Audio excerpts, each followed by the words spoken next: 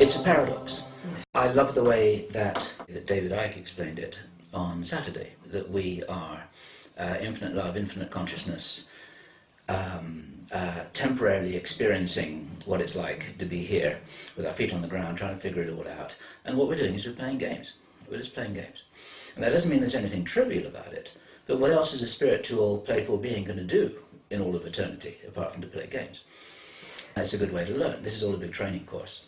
And so there's a paradox, because just like children playing in the playground at school, it feels important when somebody's chasing each other, when they're, I don't know, they're playing some game and somebody's trying to chase someone, trying to catch them, and they're trying to get away, and they're trying to figure out all this kind of stuff. Or just like being in a movie, it's just another kind of game. And it feels important, but the paradox is that it's not. So I'm enjoying pretending that this is important, but it's not, because I know who I am. That gives us our ground of security. If they kill me, I don't care, I'll just come back, it doesn't matter at all. I like the line in Star Wars where Obi-Wan Kenobi says to Darth Vader, if you kill me, I'll be more powerful than you can ever imagine. And so this is why it's very important not to fall into the trap which we are intended to fall into, of believing this illusion that we are small, mortal, powerless, temporarily animated hunks of meat, that when it's all over then that's the end. And in the meantime we've got to fight for survival and worry about how we're going to feed ourselves and clothe ourselves and keep warm and all the stuff that's at the bottom level of Maslow's triangle. You know. The real truth is somewhere else, and this is why, just as David Icke has been saying in every presentation he's been giving this year, this is why he starts with the fundamental reality that who we are is the biggest secret. Universities destroy knowledge, and religions destroy spirituality. This is where we're at here. So we're not talking about believing anything. You have to get above all of that. And when you're above all of that, looking down at the whole thing, having taken off into the clouds, and this is the what, for lack of any better word, we can call the spiritual realm. Not the astral realm, where you're talking about ghosts and ghoulies and interdimensional beings who are playing games, just as we play games down here. You just can't see them. It's just the same. They're just non-physical in our terms. But when you get above all that, then you look down at the whole thing, and all you're looking at a virtual reality game. And that's why it doesn't matter. But when you and I are playing a virtual reality game on our computer, if we do that, or going to see the 2012 movie, we'll be feeling this in our body, viscerally. It feels important. It feels it's like we want to win, or we want somebody else to win if we're watching the game. But it's just a game. Everything's a game. And so I'm enjoying the game.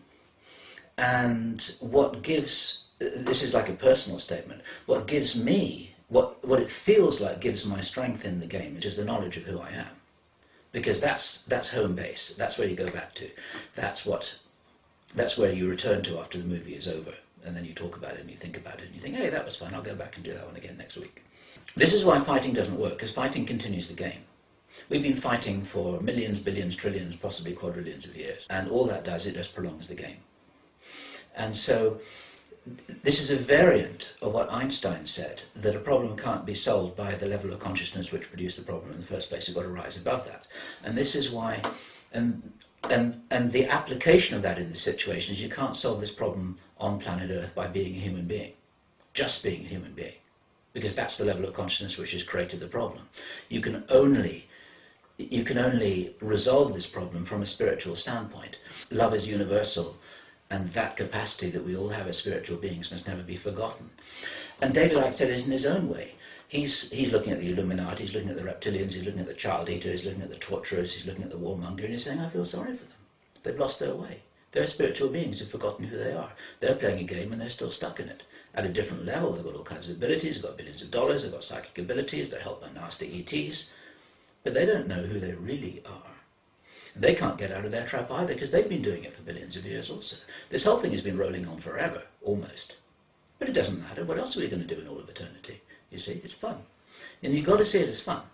And this is why I enjoy my work, because it's a game. But it's a very serious game, you know. If somebody actually put a pistol to my head, I don't really know what I would do, you know. My body would be frightened, because the body is just an animal, like the car that we're driving. And animals get frightened when they're threatened. My body would probably be frightened as a spiritual being. I think, oh, I wonder what it's going to be like going into the light. You see. So obviously, the whole search of self is very important for people, and this is something I really want to focus on. You say you understand and know who you are. Does that have to do also with understanding your past lives and how they impact here? Yeah, sure. I spent hundreds of years in Tibet. I came to the West in 1850. I was born into a Victorian family in London.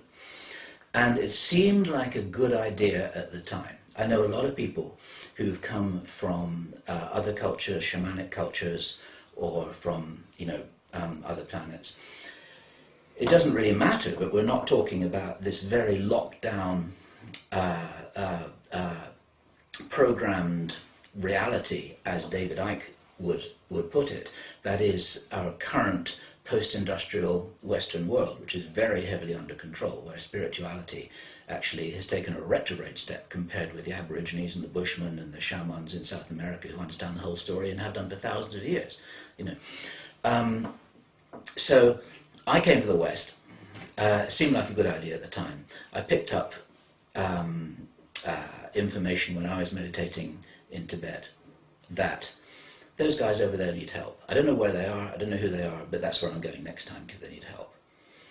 And I got hit really hard because this is what happens to everyone who comes from anywhere else.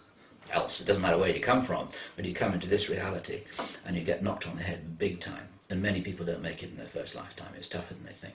And I didn't make it that first lifetime, meaning that it was a bit of a tragedy and that all kinds of strange things happened and I can tell the drama, but it's just drama. It's a lifetime, so what? Okay, start again. Reset, Control-Alt-Delete, reset, come back, do it again. And I finally got my act together this time. I've had a number of things. I know who I was since then. I've had some adventurous times. It's not really the subject of this interview. I could go on for a long time. No, I love it. Please do. But it's, you see, if we go exploring our past lives in a way that's more drama that we go into. It's like, oh my God, I was Cleopatra, or oh my God, I was this nasty person, or I was this good. It doesn't matter. That's over. It doesn't matter. But it can give us some insight into patterns that we repeat this lifetime, which come from a program that is remaining from an old situation that we still think is happening now. This is why people are afraid of drowning. Why? Well, they had a nasty situation with water in their previous lifetime. They're afraid of water when they're 3 years old. Why? Because it happened before. We're afraid, and so much that we set up here is part of our mental reaction, not our spiritual reaction, because the mind is something that we take with us. I have a slightly different definition of the mind than David Icke does, but then that's another story as well. We're only really talking about semantics here. But so much of what we set up for ourselves when we put the chess pieces back on the board and we start the game again in another lifetime is some kind of a residue from the past. And this is the only reason why it's important to clear things out. Not because, so, oh, I was this is so interesting, this is fascinating, and I'm going to write a book about it. It's not important. The reason why you find out about it is so you can forget all about it and let it go, so that it doesn't influence you now, so that you're completely free, so you're making real choices now in present time. And that's why, once again, we're talking words, but any kind of clearing technique, regression can do it. There are many other practices that do it as well. You can even do it in meditation. This is why remembering the past is powerful, not so that we reminisce, but so that we can let go. And that's the key to it, because only then can you be really, really here and now. And that's when you have all your power, when you've unshackled these heavy weights from our feet, and many of those are actually rooted in the past. And what we see here on planet Earth, with all of these things that are perfectly real, we've got very nasty people who have got their own karma, they've got their own past, they've got their own track, they're playing their own game, they've got their own purposes, they come from their own places, they come here from other places too. It's just a continuation of the same thing. And so this is why what David Icke says is correct, that you're not going to handle this by protesting on the streets. You're not going to handle this by taking 100,000 Chinese assassins and going to murder them all. It just continues it all. Fighting doesn't work. You've got to handle this in a completely different way. What Project Camelot is doing is bringing knowledge to the people about what we're not taught in schools, what children are not taught by their parents, what we don't read in the newspaper, because, and it's what you're doing here and the work that you're doing, is that we have to know the truth about where we are, because if Here we are in Zurich. If we want to drive to Paris and we've got a map in front of us, we have to know where we are. Otherwise, we're never going to go down the right road to get to where we want to go to. What one has to do is not to get locked into intentions so that one is controlled by the intentions rather than the intentions being a product of one's own desire to reach an outcome. Without intention, you can't make yourself a cup of coffee or get up in the morning or answer the telephone. And once again, this is an aspect of the paradox. On the highest possible level, these things don't matter. It doesn't matter whether you have a cup of coffee in the morning. It doesn't matter whether you answer the phone. It doesn't matter whether the world blows up in 2012. You know. So what? We'll just find another planet and come back. It doesn't matter. But on the other hand, in the context of the game, it does matter, and you can't have a game without intentions. And it's very important to separate out these two realities, and they coexist in a working paradox. And for me, my answer to the question that you asked Ruth about what advice would I give people, I would totally agree. I'd say find out who you are, because if you don't really know who you are, you don't have that reservoir of strength and certainty which is going to see you through any situation whatsoever, even if someone's holding a gun to your head or a needle against your arm. You know who you are. Secondly, I'd say it's helpful to know where you come from, because that then can help you figure out what programs are running you this lifetime that are unconscious and which are your true free choices. You've got to be able to separate this out. Otherwise, if you feel like doing something, you don't know what it is, where it is that that's come from. You don't know whether it's an old program or whether it's something that's a really smart choice. Thirdly, I'd say don't fight. Fourthly, I'd say you have to understand that these guys need help. And this is, and I don't mean that in a condescending way, but there are people all over the world who are doing real spiritual work. And the word work is applicable here because it takes time, it takes focus, it takes energy. You've got to shut the door, you've got to do whatever it is that you do, and there are a whole bunch of ways of doing it, and I do this too. Ruth does it, Kerry does it, a lot of people do it that I know. They are handling problems in what Ruth has called the astral. In other words, it's the non-physical realm where these games are playing. There are a lot of non-physical beings who need therapy. They're upset. They need someone to talk to. Something happened 1 billion years ago and they're still angry, you know, so, but they don't have anyone to talk to. So, are they manipulating us while they're doing this? Yeah, sure. They're just taking out their anger, like a kid on the street who's had a bad childhood, and then they go around wrecking the place. That kid probably needs help. He doesn't need prison. He needs someone to talk to. He needs a friend. He needs somebody to say, you know what? You are a wonderful being. You've had a hell of an experience.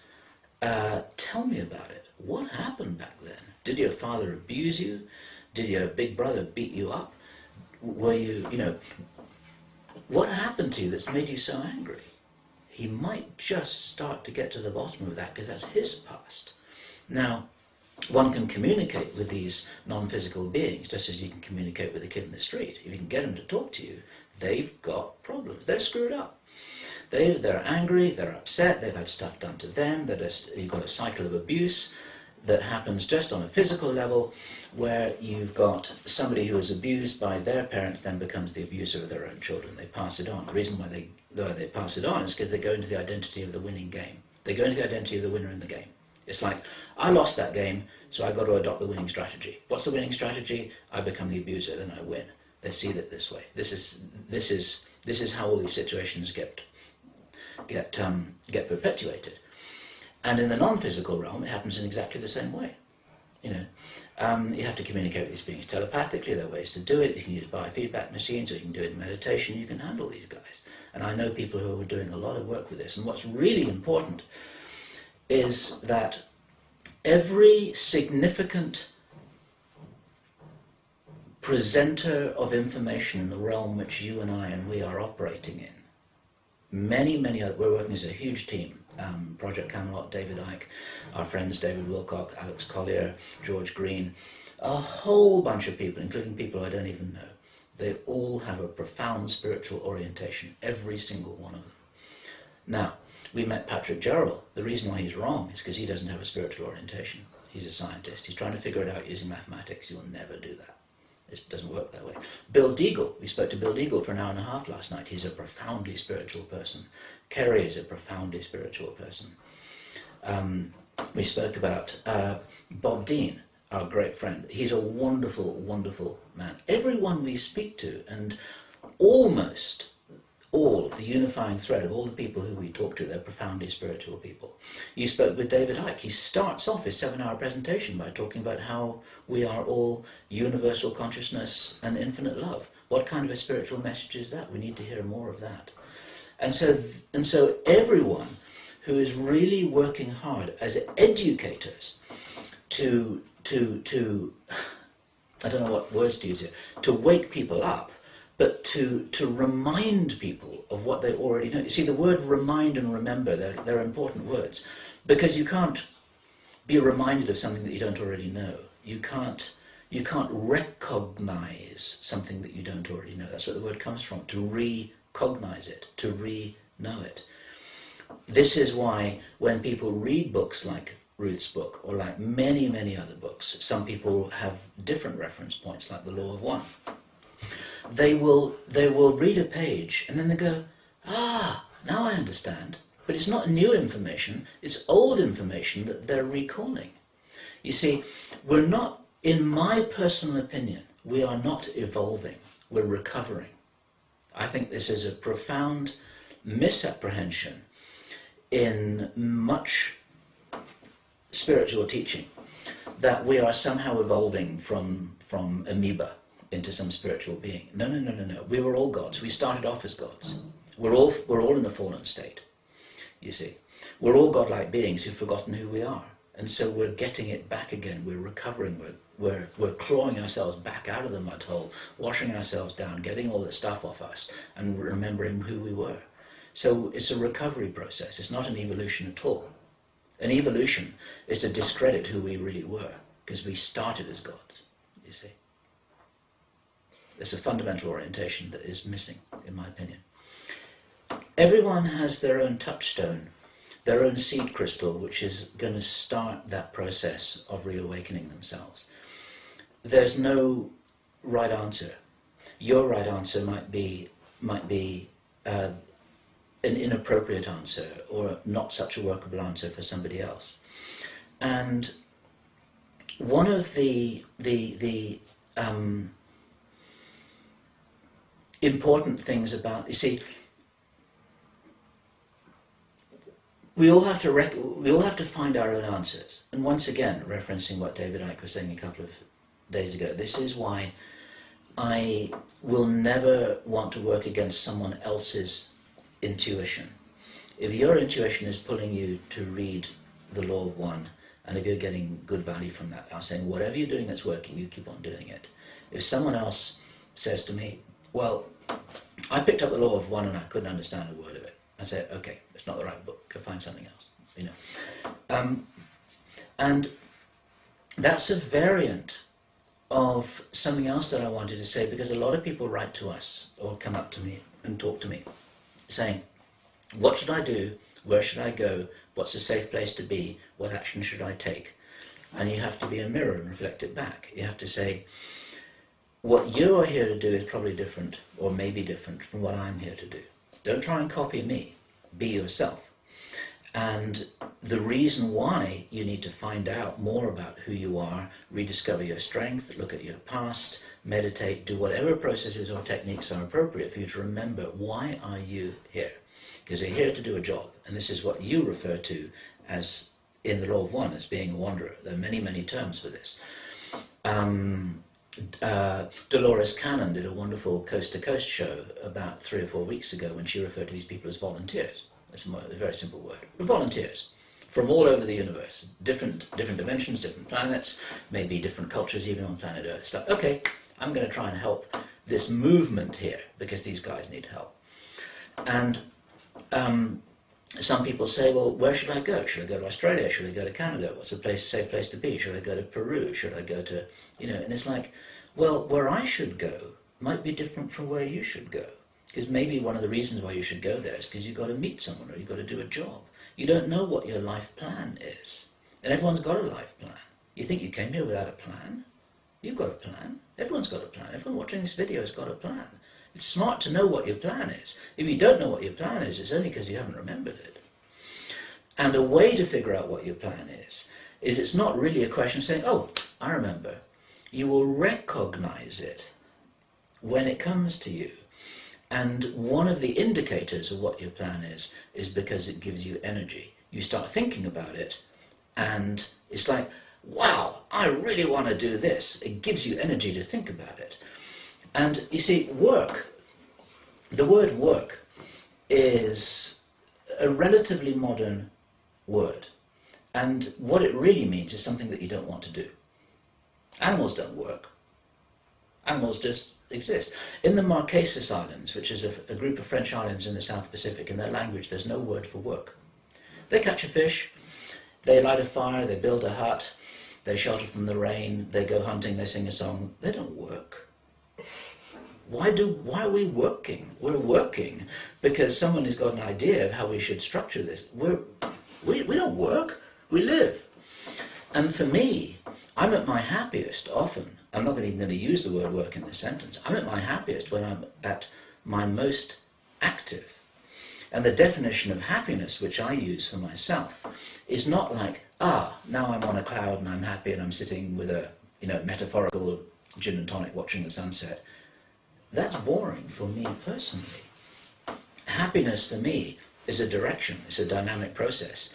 It's being on target towards something that you want to do or you want to accomplish. It's not a fixed intention like, right, I'm going to kill somebody now and I'm going to do this and I'm locked into this idea. But it's a purpose, and we all came here with a purpose. And when we're on that purpose line, then it no longer feels like work, it feels like a joy. And so, sure, our bodies get tired. We talked to David Icke yesterday and he was absolutely exhausted. But he was also joyful in the job that he does, because he's somebody who's been woken up to doing what it was that he came here to do. And what you and I can do, and what I think is happening in this movement that we call the ground crew, is that people are on the way to realizing something that they want to do. In the ground crew meeting here in Zurich that we'll be having in a week's time, it's not about organizing people, it's about inspiring people to say, okay, I'm not going to tell you what to do, but what do you want to do? And if you want to organize a food co-op, then who else wants to help this person? Who's enthusiastic? The person whose hand goes up really quickly, they're the guy who should help this person. It's not about organizing people into a kind of militant army. It's about allowing oneself to understand what it is that one is really here to do. And that process of understanding, I think, is part of the awakening process that you asked Ruth about. That there is an awakening process happening. I don't understand it, but it is happening. Everyone we speak to, everyone we meet when we're traveling, everyone we talk to who's also been traveling and who reports back from conferences that they've been to, this phenomenon is happening like a wave. And there's a wave of the expansion of consciousness. And again, I totally agree with David Icke's representation of this, that the powers that be are really, really worried about this, because otherwise they wouldn't have to lock down on us so hard. This is why they've got to microchip us or control us or prevent us from traveling or prevent us from communicating or eavesdrop on our conversations or try and put something in our bodies through a needle that's going to compromise the effectiveness of this vehicle that we're all dependent on here in this reality to move around. They have to do that. They have to do all of those things because they've got no other power. And what does that tell us about the limitation of the box that they're in? And I just love the way that David Icke characterizes that. And for me, that says, okay, I agree with him that it may get complicated, it may get really interesting, it may get more difficult. We may have all kinds of problems that we haven't encountered so far in our lives up to this point.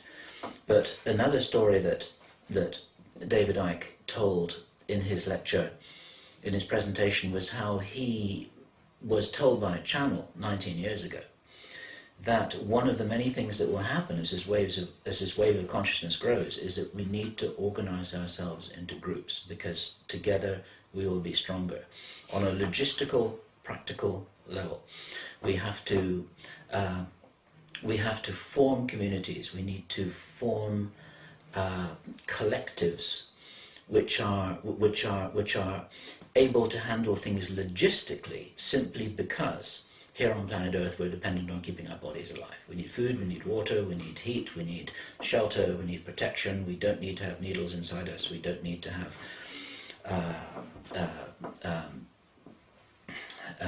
things which are sprayed in the atmosphere through chemtrails. There's a whole thing going on. Electronically, our minds are influenced. On a physical level, our bodies are compromised. And there are ways together that we can support ourselves here. There are antidotes to all of these things. There are technological ways that we can shield ourselves from this.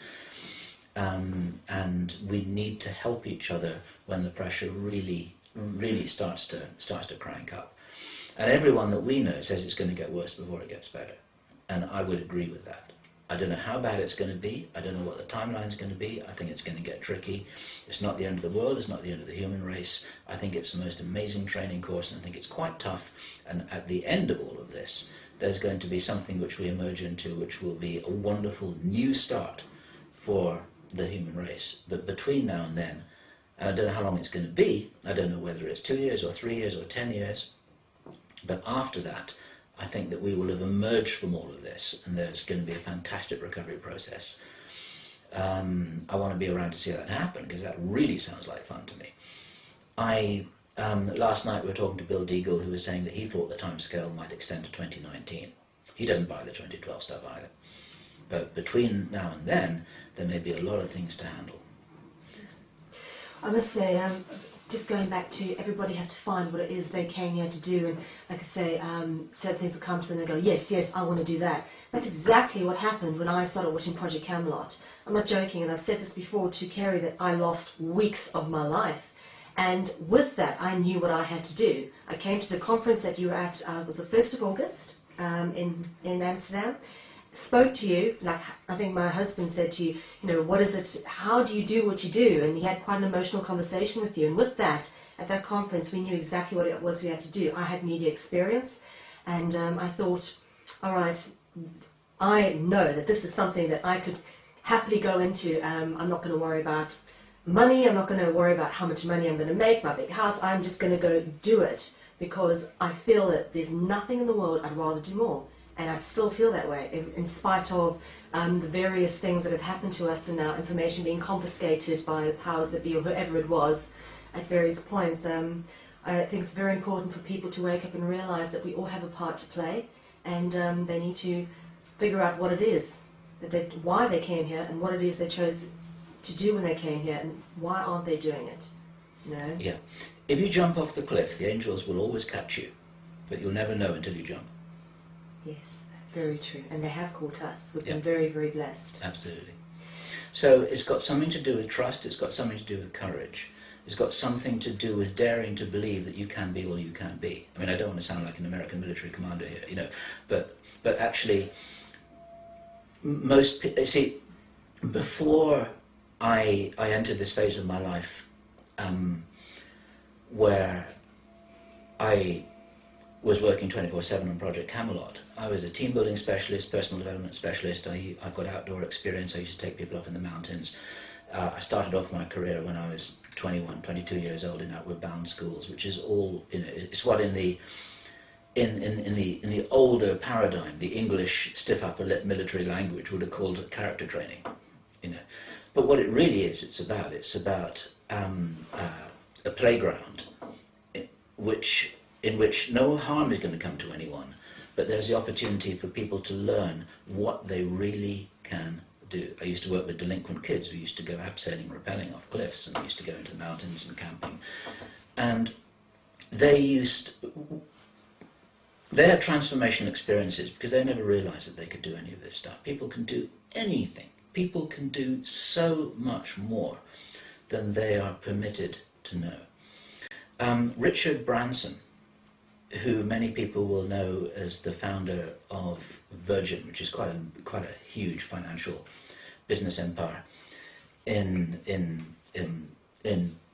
Britain, and I'm not actually advocating doing this, but one of the things that got him on his way was when he was a little tiny kid, his mother, rather than saying to him, get down off that tree right now, would say, go higher, go higher. You can go higher. I bet you can't reach that branch. Go right up to the top of that tree. And little Richard would climb up, and he was quite frightened. He would go right up to the top of his tree, and his mother would say, that's wonderful. You're such a brave boy. You can do things that no one else can do. You are great. You are the best kid in the whole world. Now he's a billionaire.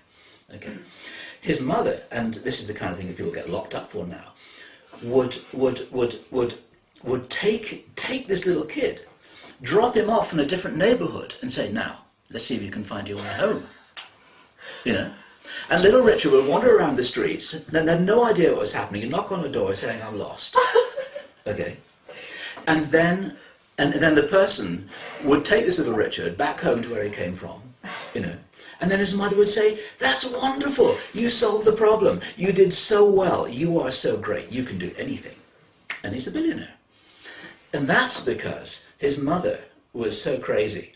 She programmed him well, didn't she? Yeah, absolutely. Yeah. But most mothers now tell their children, don't go out of the front door because something terrible is going to happen to you.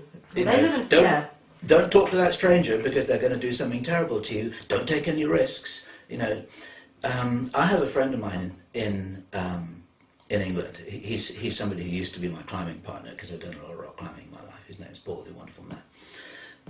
A lot of people sign off their letter saying take care. He signs off his letter saying take risks. I love it. Isn't that great? We should be. Life is a risk. Life is everything you do is a risk. When you catch the bus or you take your car to go back to where you're going, it's a risk. When you get in a plane to go back to Holland, it's a risk.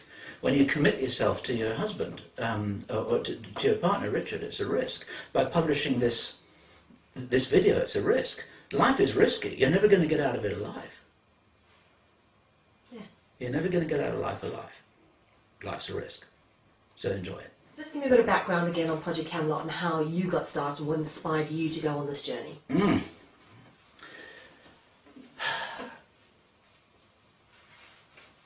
Right, I'm trying to... The reason for the pause there is I'm thinking about what level to go this into. Take it as long and as deep as you like. Using whatever language you might choose. I'm a wanderer, I'm a volunteer, this is what I came here to do, I'm pretty certain. And just as many people watching this video and you yourself will recognize that when you finally think, okay, now I've arrived at something which I really want to do, you look back on your life and you realize that all the experiences you had, even the ones that weren't particularly pleasant at the time, were all part of the training program. Which you chose in your plans. Like, that's why I did this. That's why I did this. This is why I experienced that. This is why I spent 2 years with this terrible person. This is why I spent 1.5 years in this terrible job. This is why I chose this terrible parent or whatever. Because it made me who I am today. That helps me now with this resource space that I've got to do this job now. And it's all, but at the time we don't understand what's happening. We think, oh, poor me. Why am I doing this? It's all part of the plan. Now I recognise that so much of what I experienced has actually led me to this point. I spent the first 8 years of my life in Africa. I worked in the Outward Bound schools. I was a leadership and a team building trainer. My mother was a writer who coached me in writing and presentation skills. She was an author. She always used to say I should write a book. I haven't done that yet, but there's a book in here waiting to come. You bet there is. It's just a matter of time. And in my management consultancy career, I learnt how to handle executives, how to handle people in authority, how to handle meetings in large corporations, how to present to, it's like all of this suddenly comes into play. And so I've arrived at the point where this is just a wonderful playground where I can start to deploy all of these skills and abilities that at the time I just thought I was being a human being trying to make it all work. But this is what it was all about. Now, I had an abduction experience 20 years ago, which in itself is a very long story. And I don't understand all of that story, and many people who've had abduction and contactee experiences don't understand their stories either. And rather than feeling that, oh my God, something terrible happened to me and these guys were abusing me when they carried me out of my tent in the Himalayas at 7,000 meters in December 2001, I was abducted out of my tent. This was not a military operation. This was, I was floated over the glacier in the middle of the night when the temperature was about -40 and -50. Were you conscious when this happened? Did you see it? Yeah, I couldn't move. I was paralyzed. It's a standard abduction experience in a rather unusual place, and it's a very, very complicated story at that time, and I still don't understand the ins and outs of it. But I'm as sure as I can be that what was happening then was this was part of a setup. It was part of a setup for what I'm doing now, and what I'm doing now. It's like I don't know what they were doing, but it was probably a software upgrade. It was probably a software upgrade. Of some kind. I think that some of the abductions that take place are probably hardware or software upgrades. I can't prove it, it's just my own silly idea, but that's how I have resolved that situation temporarily for myself. At that time, I had a girlfriend called Angie, that was a very, very strange story, and I had a number of strange experiences which led me to conclude that she was not fully human in the accepted sense of the word. Now, I don't even know what I mean by that, but there was certainly something inside her that was. Is this the one that grew like 2 feet overnight? She grew 2.5 inches right. overnight, not 2 feet. The story gets blown up. 2.5 inches. And I don't know whether it was overnight or not, but it was certainly within 2 weeks. I mean, it's one of these things that's medically impossible.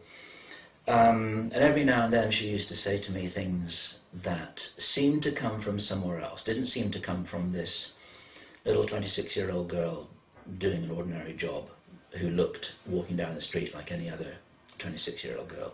Every now and then she would say something that came from a completely different place. And one of the things that I remember, she said to me over breakfast one morning. It was like we had the coffee and the toast on the table, and then she suddenly looked up at me and she said, "The earth is a very beautiful place and it won't always be this way." It's quite random. And it's like, what?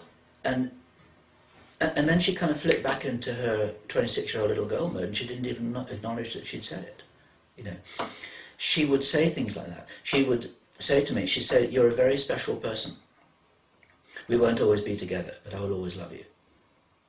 And she would say this to me over and over again. She'd say, "You're very special, you're very special." And at first I thought she was just being nice. Now I think she was trying to tell me that I'm very special, in some way. Now I'm not saying that I'm the only person who's very special. There are tens of thousands of people who are very, very special. When she walked out on me, she said, "My purpose in your life is complete. Now I'm off." How did you deal with that? I couldn't. I couldn't deal with it at all. I was devastated. I had no frame of reference with which I understood that at all. Only later did I realize that her presence in my life was part of this preparation.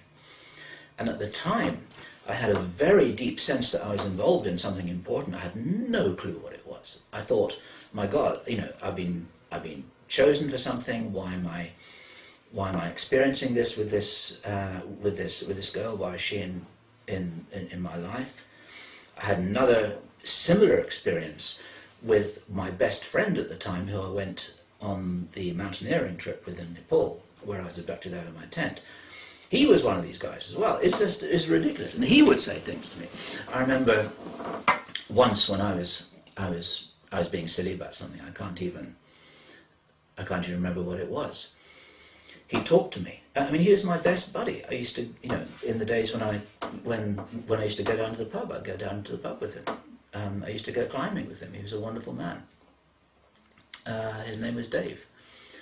He talked to me and his voice changed. he said, "You are way out of balance." He said, "I don't know where these words are coming from, but you are way out of balance." I mean, this is my friend. You know, he never said anything like that before or since. And, I mean, he was right. You know, my life was way out of balance at that time. And I was being coached. And Alex Collier, in his presentation in Los Angeles, when he came out of retirement, I hope not temporarily, and he came to speak, a very, very powerful presentation. Here's another very spiritual man.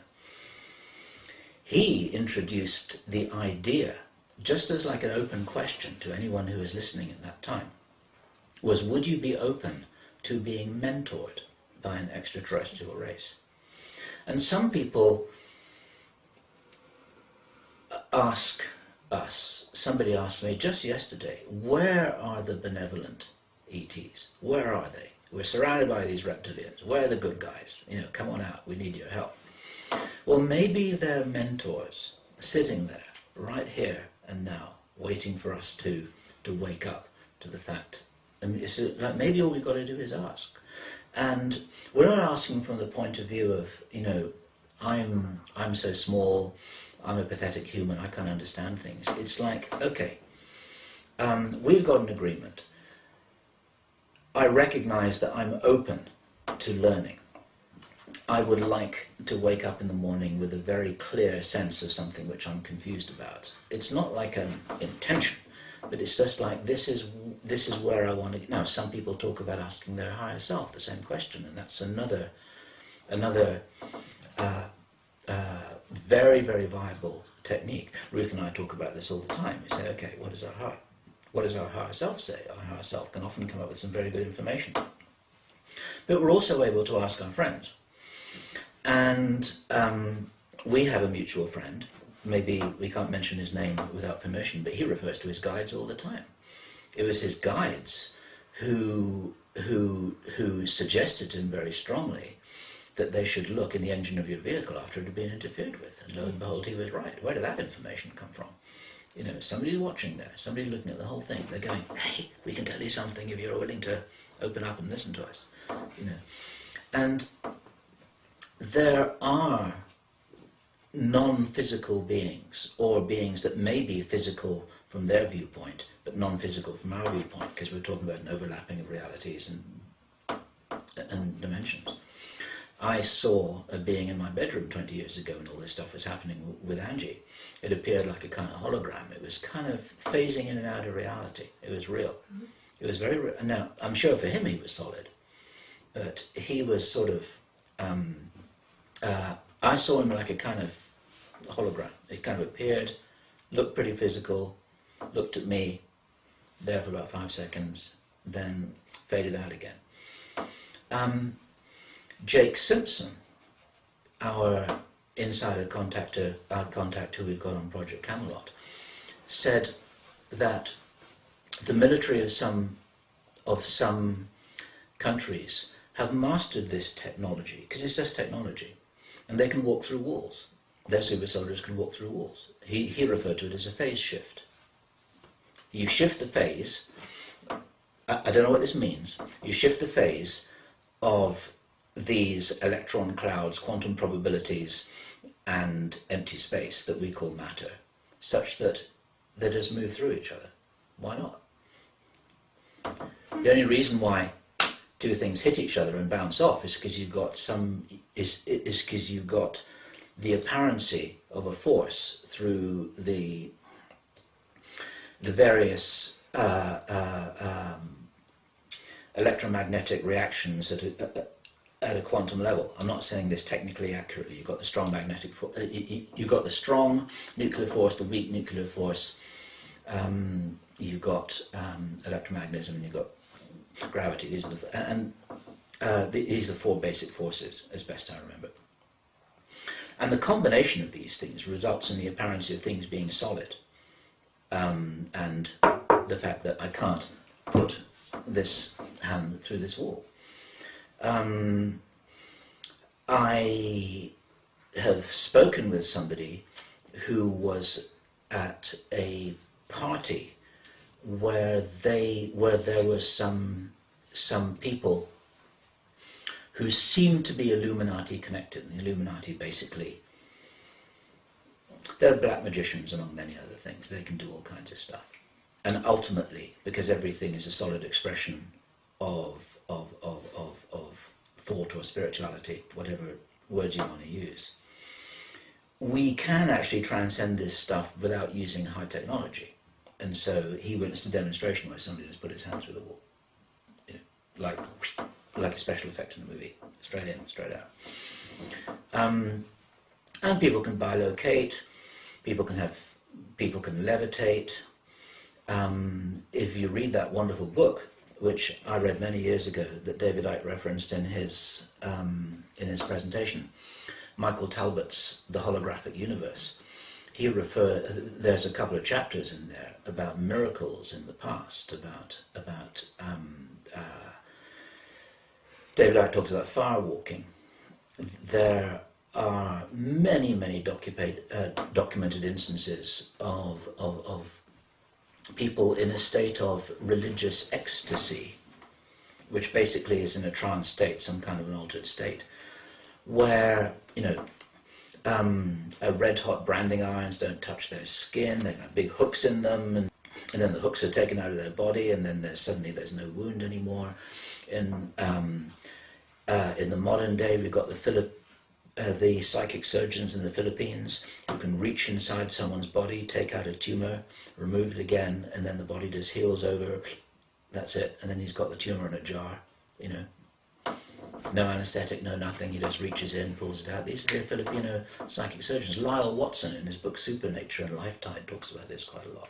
There are a whole bunch of them in the Philippines. There are about, last I heard, there were about 20 of them. There's a guy in Brazil whose name I believe translates as John of God. He handles something like up to 3,000 patients a day. They come in a long line, about 10 seconds each, you know.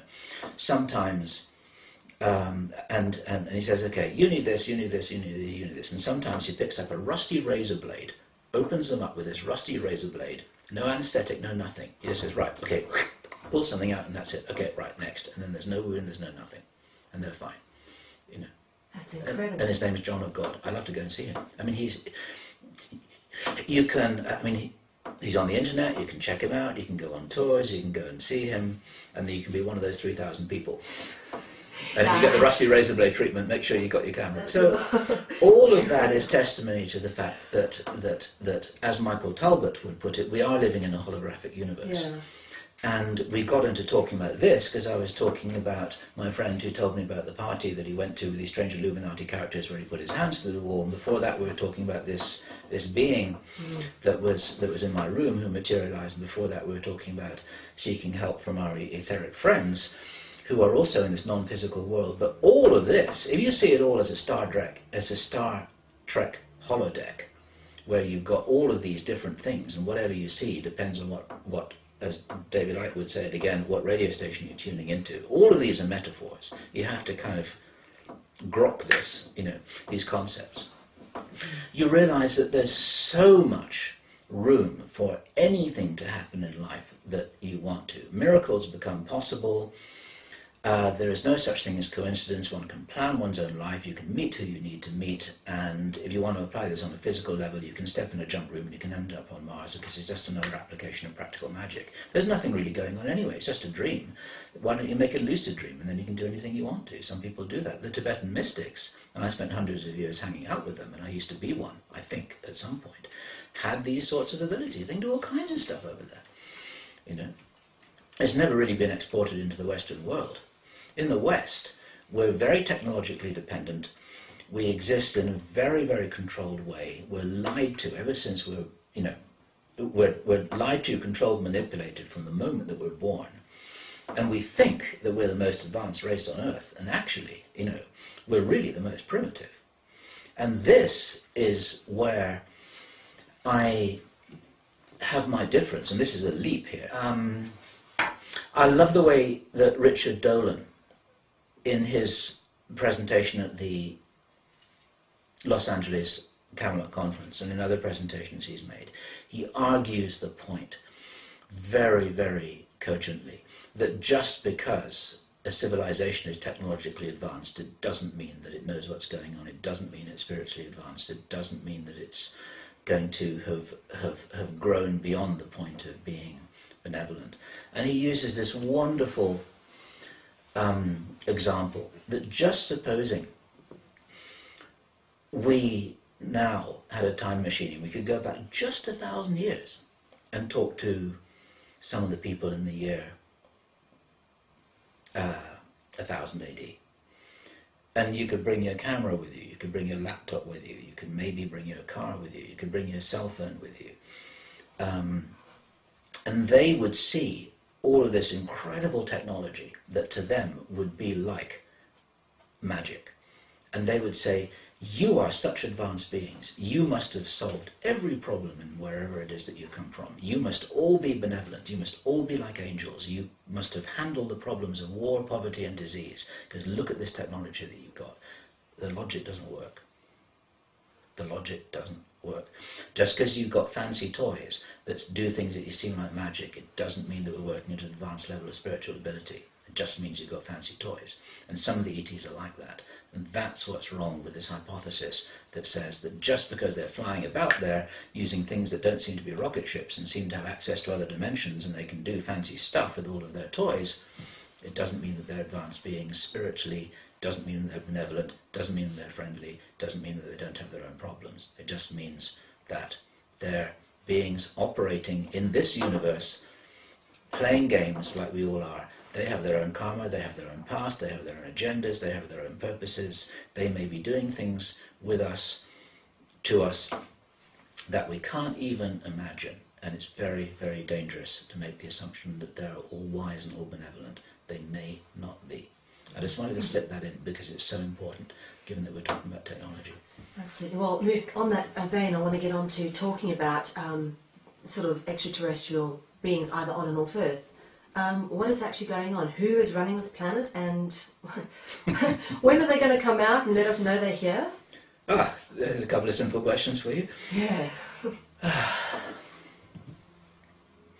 I don't know.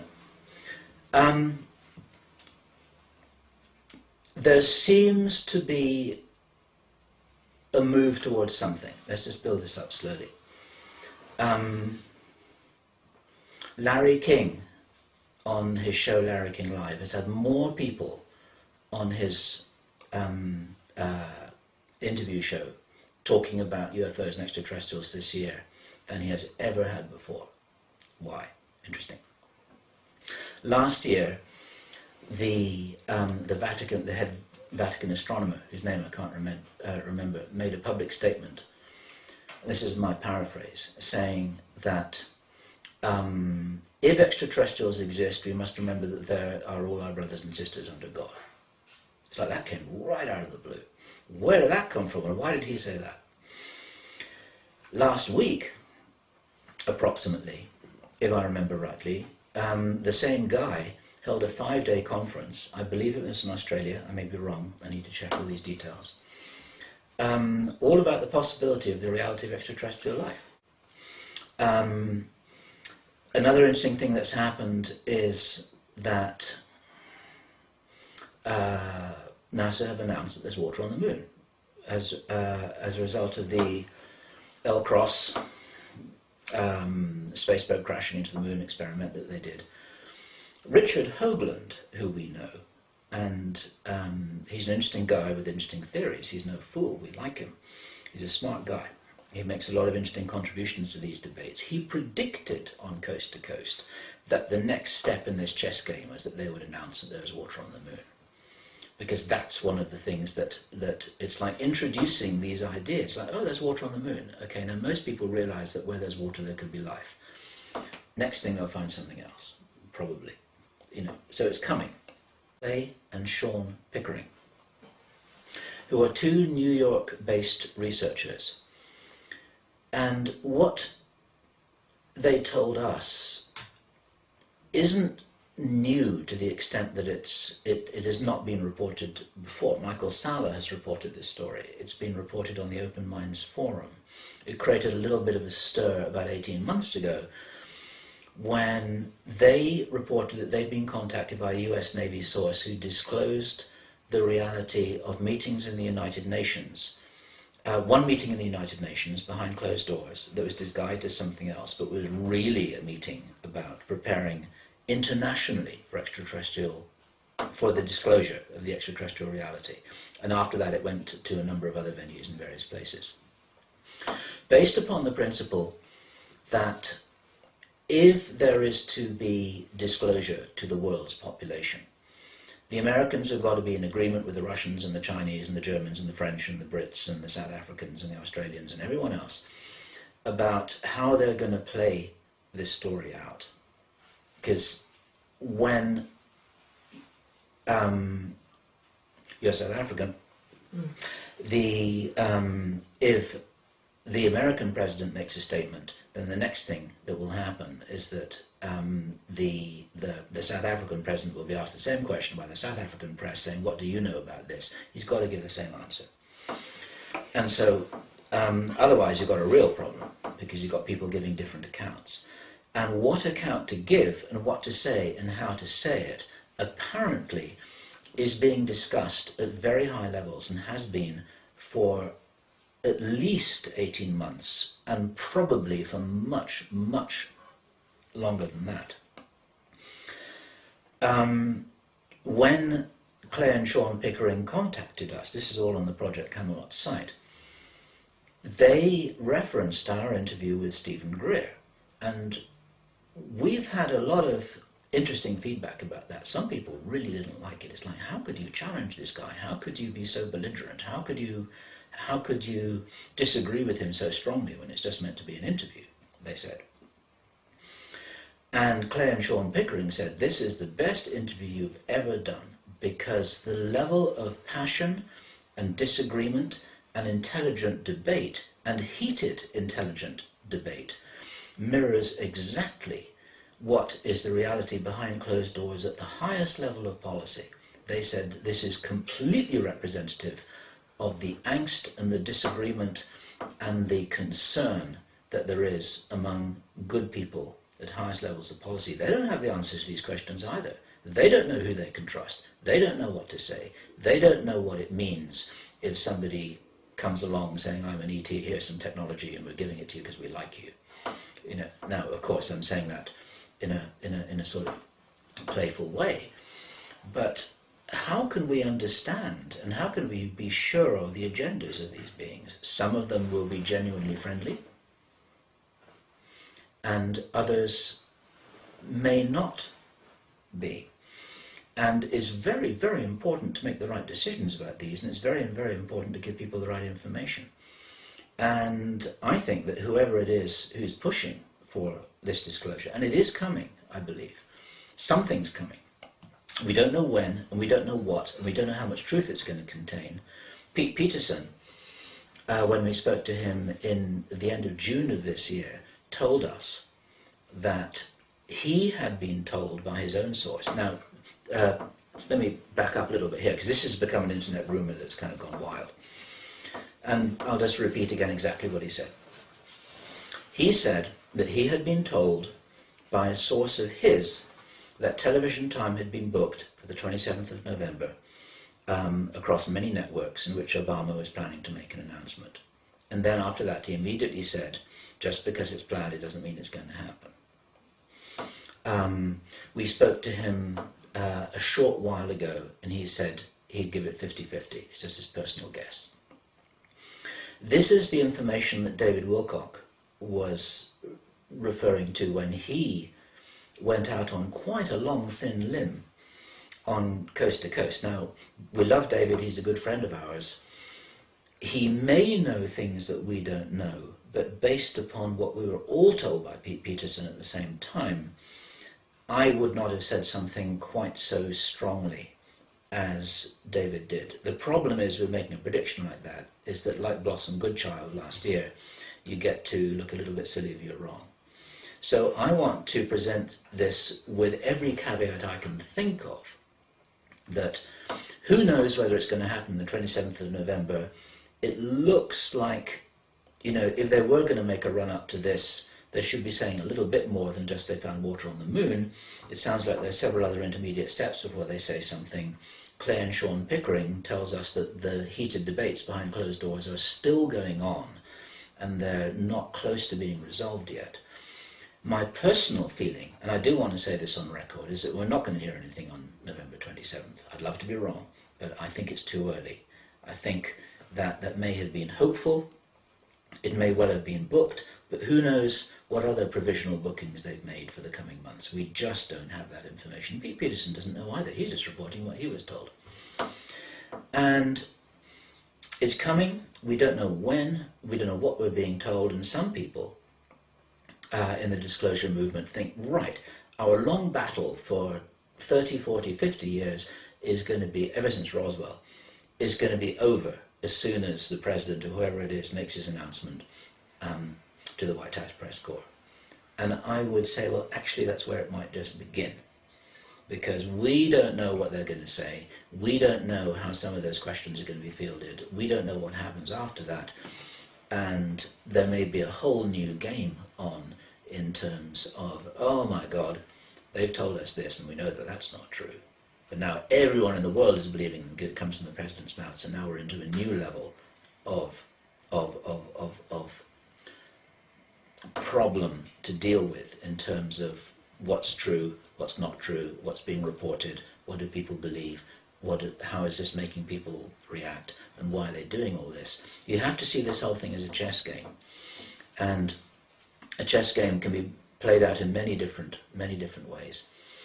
It could be a distraction to give people something to get fascinated with for several months while this all comes out, while meanwhile they're doing their microchipping quietly on the other. I mean, it would be a wonderful way to take the heat off the swine flu debate by suddenly announcing that ETs are real.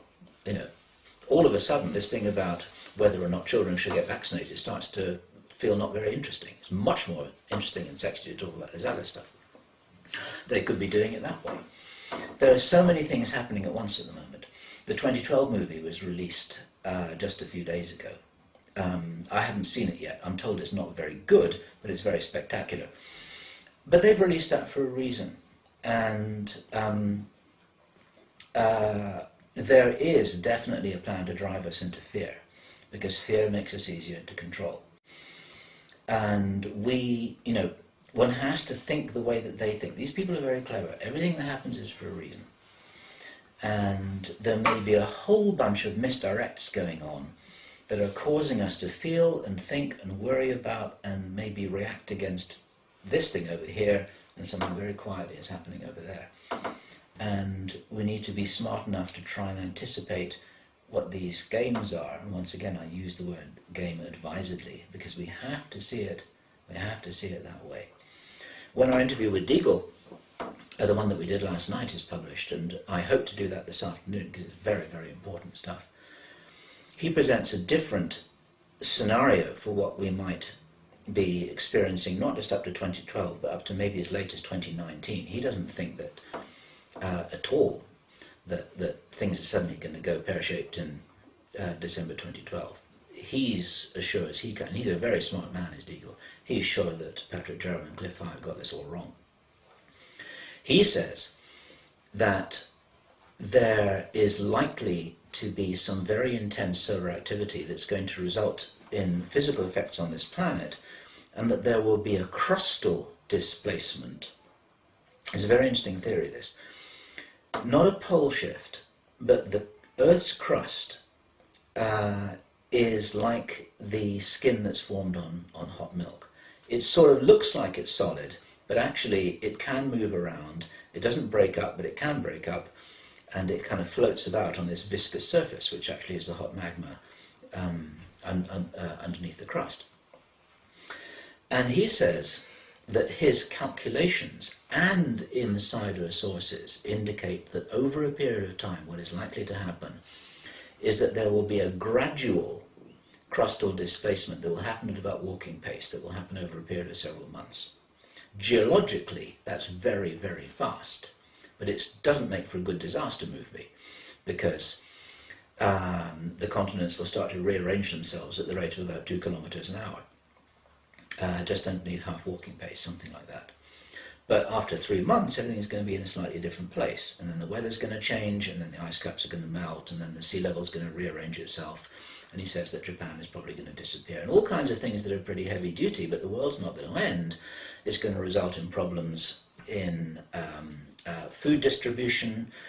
There's likely to be corona mass ejections, which will influence our,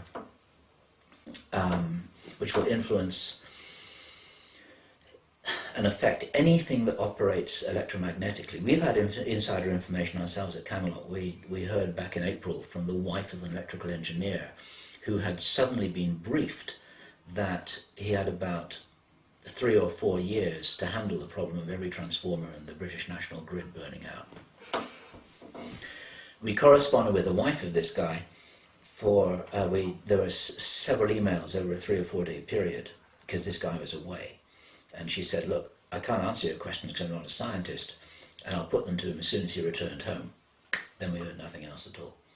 Because presumably, we can only assume, and it felt absolutely real, we can only assume that this guy got home and said, what the hell are you doing? We can't talk to anyone about this. This has been too dangerous. I've been threatened. You can't do this. Please, please, you shouldn't have talked to these people.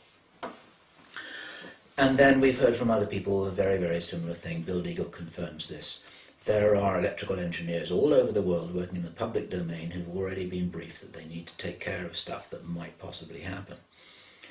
And the population reduction plans, and this is such a big subject, it's very hard to go at it in a linear way. The population reduction plans are basically, see the obvious question is, look, if you're going to have significant earth changes and a breakdown in the infrastructure and a breakdown in food production and all of this, which are going to be life-threatening or life-ending for a lot of people. Why are they worried about reducing the world's population at the same time through artificial means as they are? And Deagle's response to this basically is that it's a matter of timing. They're trying to anticipate when these things will happen. They need to have the world's population reduced by the time that these things really kick in, because otherwise their own survival may be threatened by too many people running around doing unpredictable things. But before that, they don't want to wipe people out too quickly, which is one of the reasons why they may not have done it until now, because they want to keep up the manufacturing base, which they're dependent on, because the gadgets which they use to keep them alive in their underground bases, somebody's making these things. They're not making them in their own factories. You and I are making these things, metaphorically speaking. So the people in the factories all over the world need to be able to keep up their production.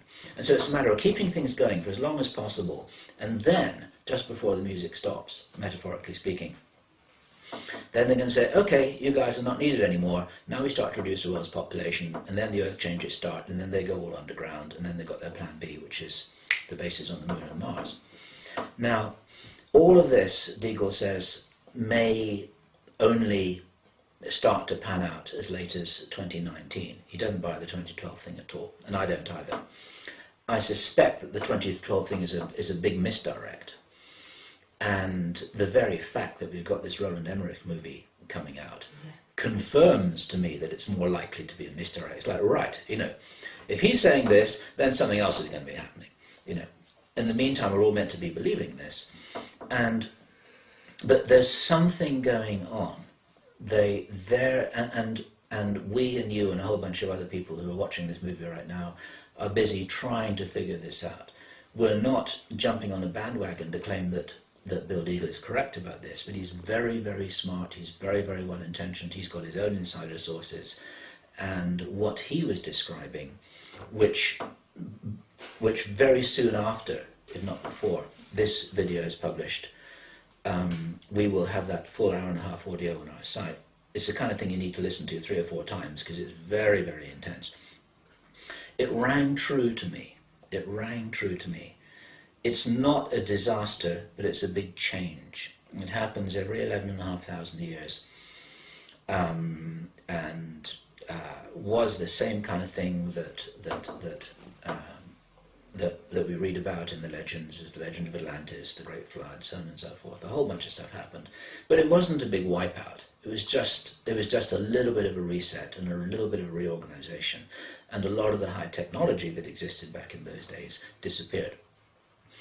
And then that correlates, of course, with what Hoagland has been saying all this time, which is really, really interesting. He says all these ruins that are on Mars and on other planets that he thinks moons, rocky moons. Iapetus, one of the moons of is it Saturn or Jupiter? I can't remember. It's got incredible structures on it. I mean, the whole solar system seems to be littered with artifacts of different kinds. But he says it's just humans having done their thing in previous ages. He says it's not ETs building this stuff, it's us. It's our history. He says it's our history. We don't know our own history. Very, very interesting thesis. Now, of course, there are probably ET bases there as well. We heard from Henry Deacon, Arthur Neumann, about the Mars base. That's occupied, or rather jointly occupied, by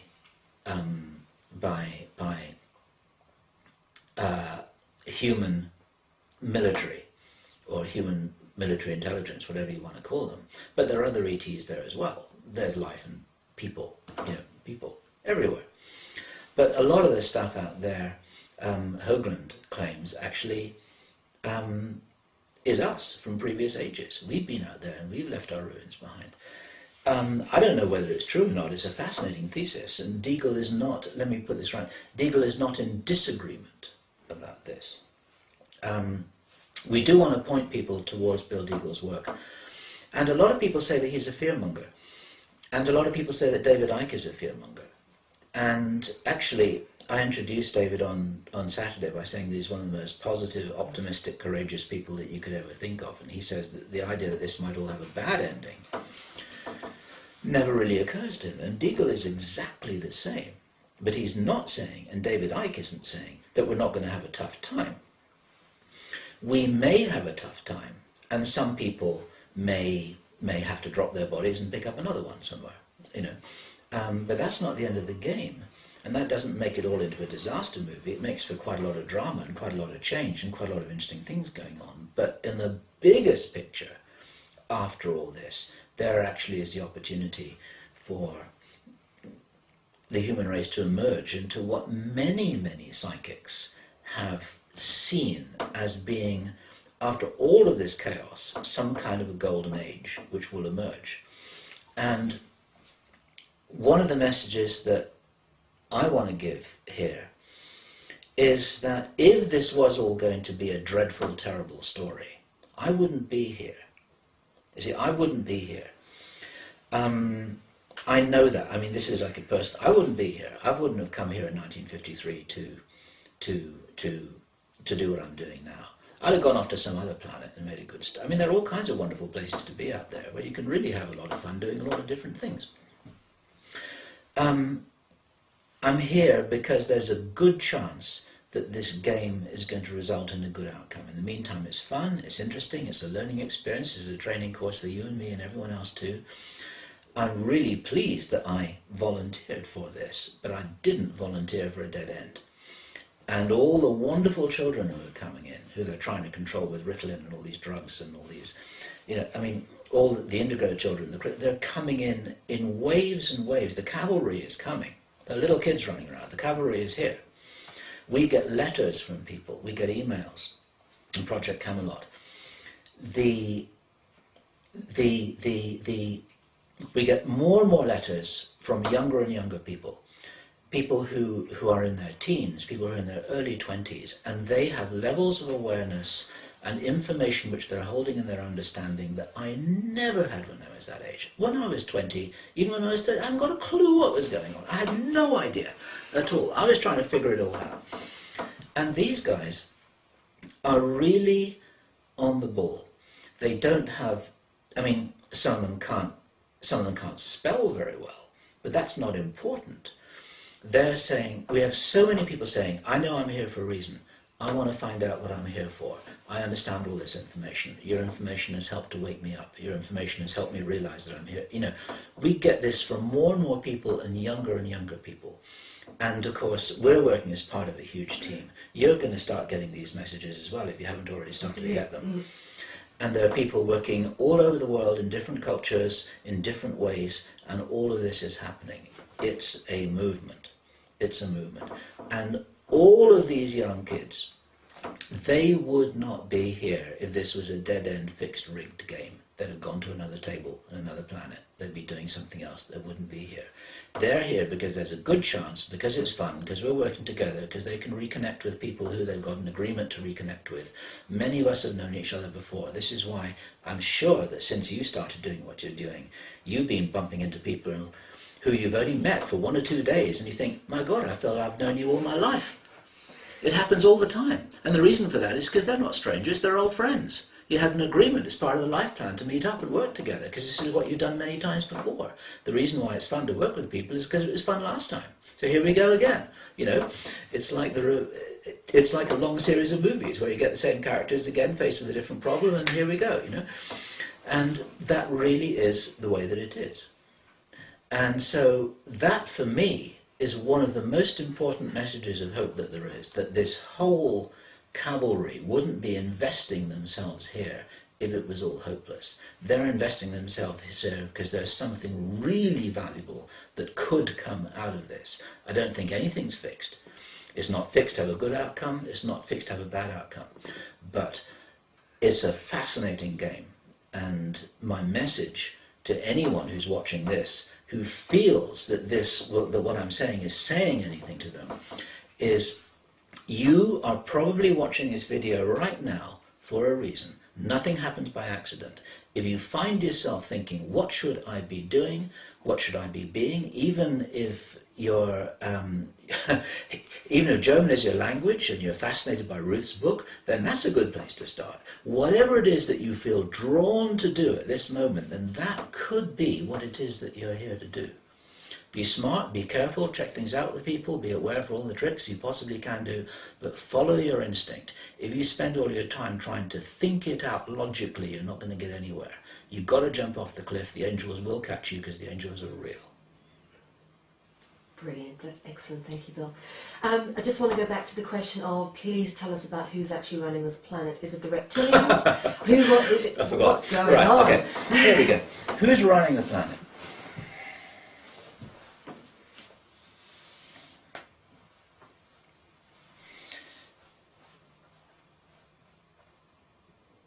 The Anunnaki are part of the picture. The Anunnaki are an interesting bunch of people, and there's a lot which I don't know about them. And these seem to be a good example of what I was talking about a little earlier in this conversation. That rather than saying, oh my God, these are people we've got to worship, or we've got to fight, or we've got to propitiate to, or we've got to, we've got to appease, or we've got to negotiate with, actually maybe there are people who came here with a problem. And there is information from different sources, including some of my own information, which feels real, and I've heard this elsewhere, is that they may have lost their planet. And for a race to have lost their planet, because bad things happen out there, it's a violent universe. For any race of beings, any advanced race of beings that lose a planet, that's a tough problem to solve. Because it's like somebody losing their house in an earthquake and then wandering around wondering wherever they can live. They think, oh, that's a nice house and that's a nice house, but everyone's already living in the nice houses. Now this is a very poor analogy. You can't just wander into a beautiful empty house.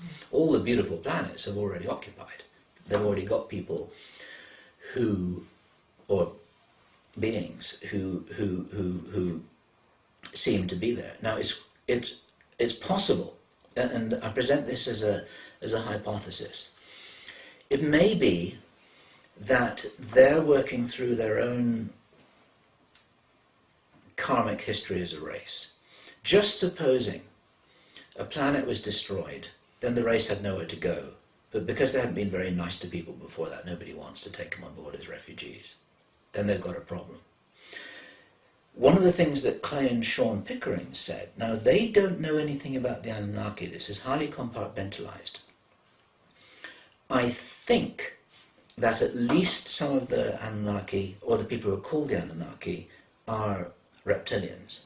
And remember that the word Anunnaki, as translated by Sitchin, simply means those who came from heaven to earth. It's like a generic term for extraterrestrials, really, visitors.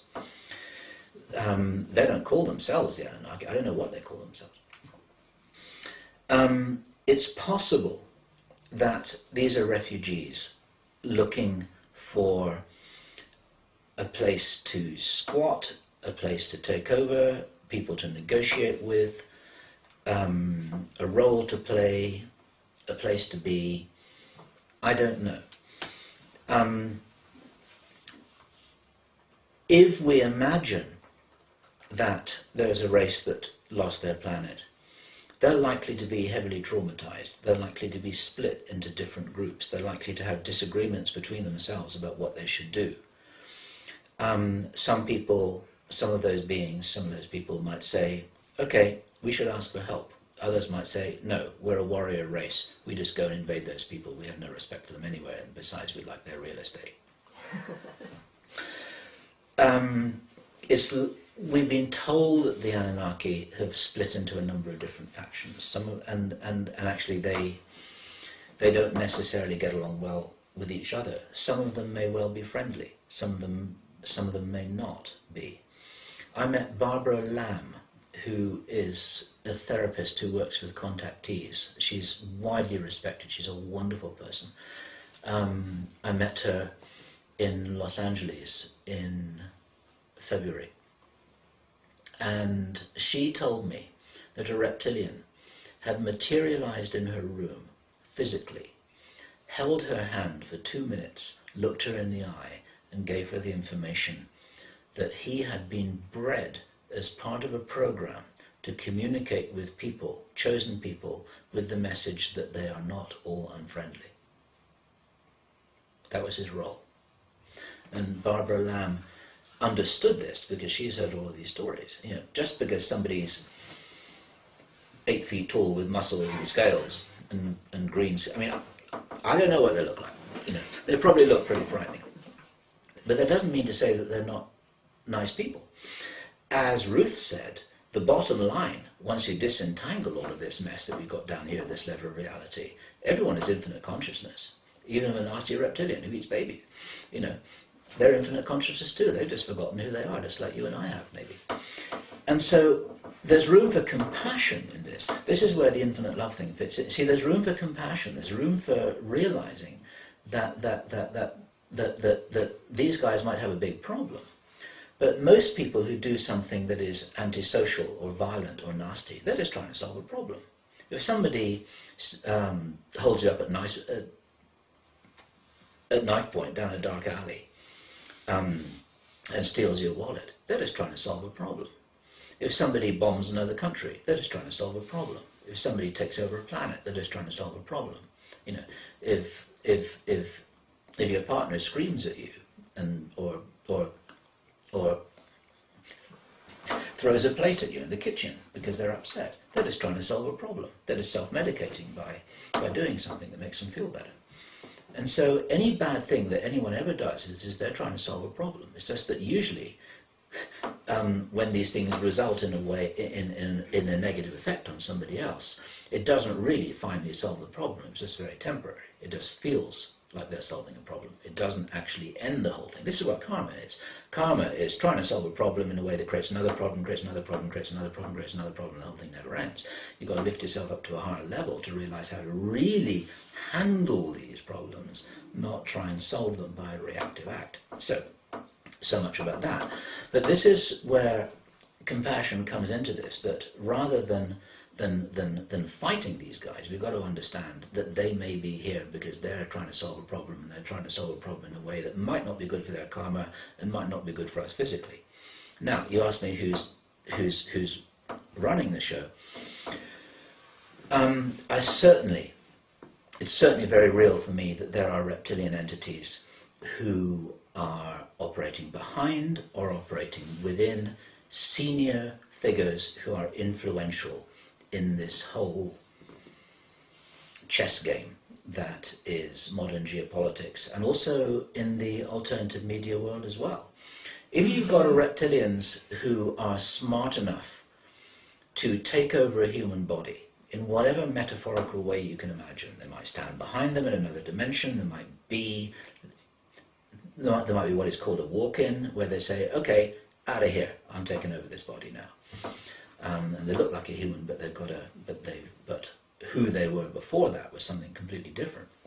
This can happen at any stage of one's life. You don't have to be born in here. That may happen with politicians, it may happen with bankers, it might happen with industrialists, it might happen with UFO researchers. In theory, if we don't watch our backs, it could happen to you and me. These are the kind of things which, if you regard these beings as having the ability and the strategic capability to figure out, okay, what position should we occupy on this chessboard? Then they are going to be occupying positions, and they're going to be occupying people. It's absolutely logical that if they could do that, they would do that. And not only are the bad guys occupying positions and occupying people, the good guys are occupying positions and occupying people. Who do you think we are? Now, I'm not necessarily, before I was saying how I was in Tibet for an awful lot, for a long time. I think I've been on this planet for, I haven't got any memories earlier than about 2,000 years ago. But maybe I just came a little bit early, just to get used to it. If I came here to planet Earth from somewhere else, hanging out in Tibet to get the hang of it is actually a pretty nice place to do one's induction before you really start to get involved in stuff. I don't know for sure, but I know that some people have come straight in here. This is their first lifetime. I've talked to them. I had another girlfriend. This is a story I haven't told publicly. I won't give her name because she could easily watch this. I had another girlfriend who had come here from the Pleiades 2 lifetimes ago. Not last lifetime. In other words, this lifetime is her second human lifetime. The previous lifetime, just like that, she had a really, really tough time. She had a very, very tough time. Because if you come here from anywhere, it's tough. It's a tough planet. It's not easy to be here. Yeah. Especially if you're used to other ways of operating, other levels of technology, other abilities that one might have that you have to give up when you're here, because things don't work that way with human bodies and human brains, because the brain is the interface. The brain's got something to do with telepathy, even though it's a fundamental spiritual ability. Hardware and software work together. You can have advanced software, but if the hardware's not right, the software won't work. So that's got something to do with it. Now, this is all part of your question about who's running the planet. Behind the scenes here, there is an invisible game going on. I won't use the word war. There are good aliens and there are bad aliens, and they're very, very probably occupying human conditions and playing things out. And they're probably hunting each other. And when Bob Dean said that there are human-looking aliens walking the halls of the Pentagon, and some of them are being hunted, which is what we were told by our source, who we call John, what do we call him? John Roby. John Roby, who's a character in a movie, because we like calling our pseudonyms characters in movies. He was Tony Dodd, who is now passed on, the very well-known British UFO researcher, very widely respected. He's a wonderful man. I never met him personally. He communicated to us quite intensely. He says these guys are being hunted down. What he never told us, specifically, probably because he never knew, is it the good guys who are being hunted down by the bad guys, and the bad guys who are being hunted down by the good guys, you see. The bad guys are being hunted down by the good guys? Or the other way around, or possibly both. Who knows what's going on out there. It's just the idea that when Tony Dodd reported on our scientist John Roby and confirmed by Bob Dean, saying that there is one race, this is pretty much what Bob Dean said from memory. He said that there is one race which he has been told about that looks exactly like You wouldn't notice them if they sat next to you in a train. You'd never notice them if you met them at a party. You'd never notice them if you were working for them or with them, or had them working for you, or if they applied for a job in military intelligence. You wouldn't notice. They're just human. And bridging slightly over to that, this is something that Henry Deacon, Arthur Neumann, said over and over again. He said, they're humans. They're people out there. They're just like us.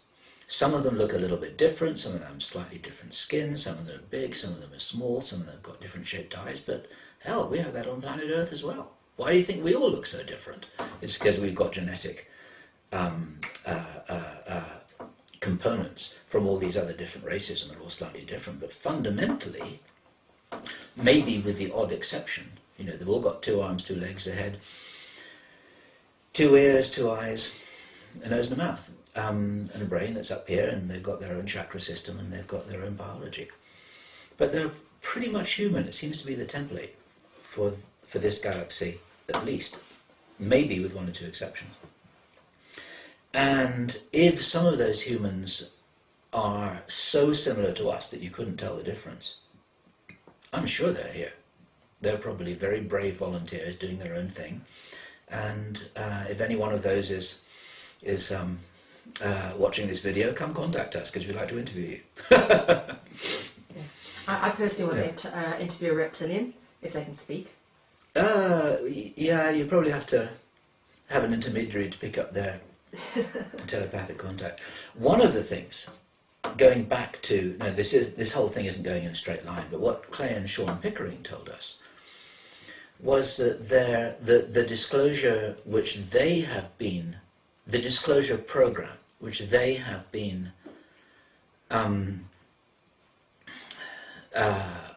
told about by their US Navy source in great detail concerns 2 extraterrestrial races. They didn't know about any of the others. They said, nobody knows what the Greys are doing. They're doing their own thing. Henry Deacon told us that. They said, we don't know what those guys are doing. They're doing their own thing. Quite interesting. He talked about a reptilian race who are subservient to another race, which is a silicon-based life form that is not humanoid, that has got tremendous abilities, but is so alien in every sense of the word that it's really hard to understand what it is that they want, how they operate, what they're, anything about them at all, because it's a totally different paradigm. They're just crystals. They're crystals, basically. They're crystals that can apparently move and levitate and communicate telepathically, and they can change their shape because just like you'd imagine a big clever crystal would, it just grows something out the side of it, which is another part of the crystal. I don't know much about this, and it's a very wild story. And they don't like the environment of planet Earth because it doesn't suit their bodies very well. And so this is a novelty in terms of UFO researchers, in terms of UFO research. And they've had a bit of a tough time with their story because everyone says, oh, this is crazy, this is nonsense. So they don't have many people who are believing them. And but their source, their US Navy source, is part of a team of 6 who has been surgically modified, which apparently is quite a traumatic process. He's been surgically modified to be able to communicate with these beings, and he's had deep interaction with them. But one of the reasons why there are debates about whether to trust them or not is because they don't answer many questions and they don't reveal many facts. But everyone just feels wonderful when they're in their presence, and they seem to be benevolent, but they're also withholding a lot of information. But they're alien. How do you figure this out? Everyone's still trying to work it out. Nobody knows. There's more about this in this big interview, 4-hour interview, that we haven't released yet, and I've got to do this in the next few days because this is now overdue. There's quite a lot that needs editing. We got cut off a number of times and had some problems and so on. The race that's subservient to them is a reptilian race. He said that their source believes that they suffered an extinction level event. They lost their planet. He says This is their source. When I say he, I'm referring to their source. We haven't met them directly. We've been invited to meet them. We haven't met them. He says that the reptilians, all they want to do is to walk around. All they want to do is to walk around. They spend their life in big spaceships. They don't have a planet. Apparently, it fits. It sort of fits. What do they look like? He said, imagine a miniature T-Rex. Big teeth. A tail. Scales. They weigh 500 kilograms, 1,000 pounds, 2.5 meters tall, 8 feet high. They're very, very strong. They are a warrior race. They're highly intelligent. They're very ruthless. Another source of ours has described these beings as, imagine the instincts and the ethical level of responsibility of a crocodile, but with very high intelligence. You know, they don't think the way that humans do.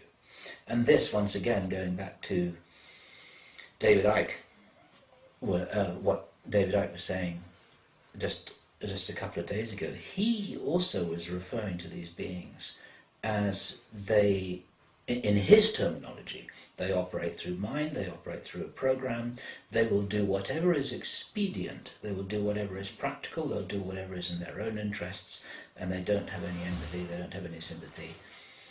It sort of fits, but behind all of that, and this is where we go back to what Ruth was saying, which is absolutely true.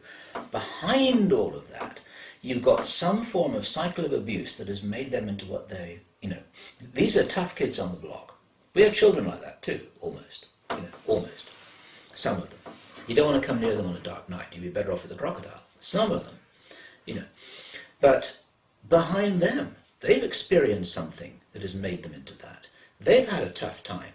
And this is their response. They're trying to survive in the world that they think is unsympathetic to them. This is just their response. They're trying to solve their own problem by being in a certain way. Maybe. These reptilian characters, he says that that the difference between them and a T-Rex is that if you remember what a T-Rex looks like, they've got these little vestigial sort of. These guys have got longer arms with very dexterous fingers, so they're tool makers. You see, if you think of the evolution of a biological species, you've got to go through the tool making phase. This is why dolphins haven't evolved high technology, because they can't make tools. They've got no fingers, they've got no hands. All they can do is make noises and play complicated games and swim around in the sea. They'll never be an industrial race or an electronic race, because you've got to go through that phase by making things.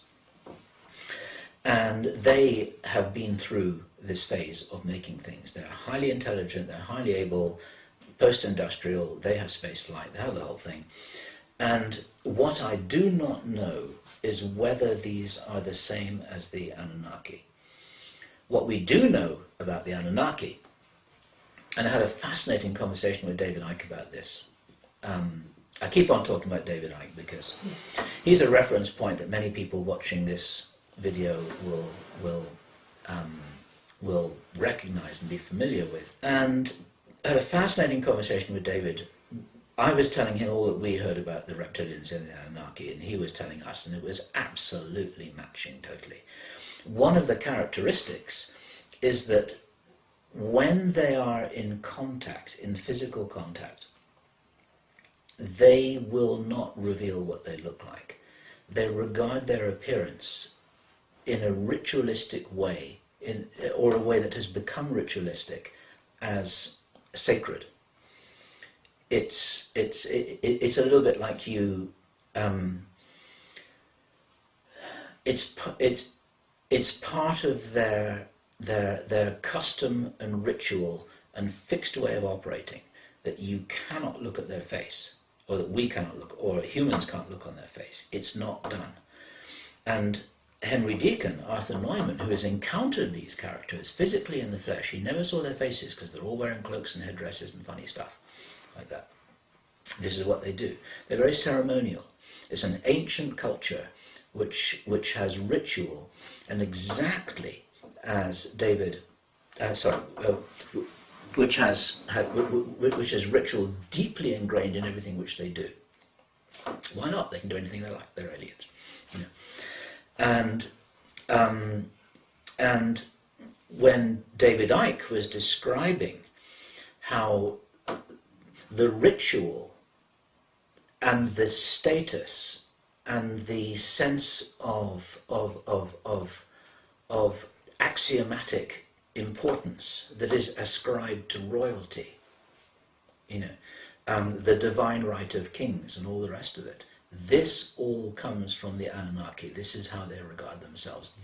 And when you meet them, it's like meeting a king, or like meeting a queen. If we can imagine what it's like, you've got to talk in a certain way. You've got to avert your eyes. You've got to hold your hands in a certain way. You've got to approach them in a certain way. You've got to do everything in a certain way, you know. Otherwise, our source said, I don't think it was a joke. He said, if you don't do it right, you end up in the dinner plate. You know, it's like these, it's like there's a certain way that you go about all of this. You've got to defer to them. You've got to, you know. But what's really, really interesting is that if this is the same group as Clay and Sean Pickering are talking about, and they describe these guys in great detail, you know, you can see them when they're describing them. You know, they're describing them vividly.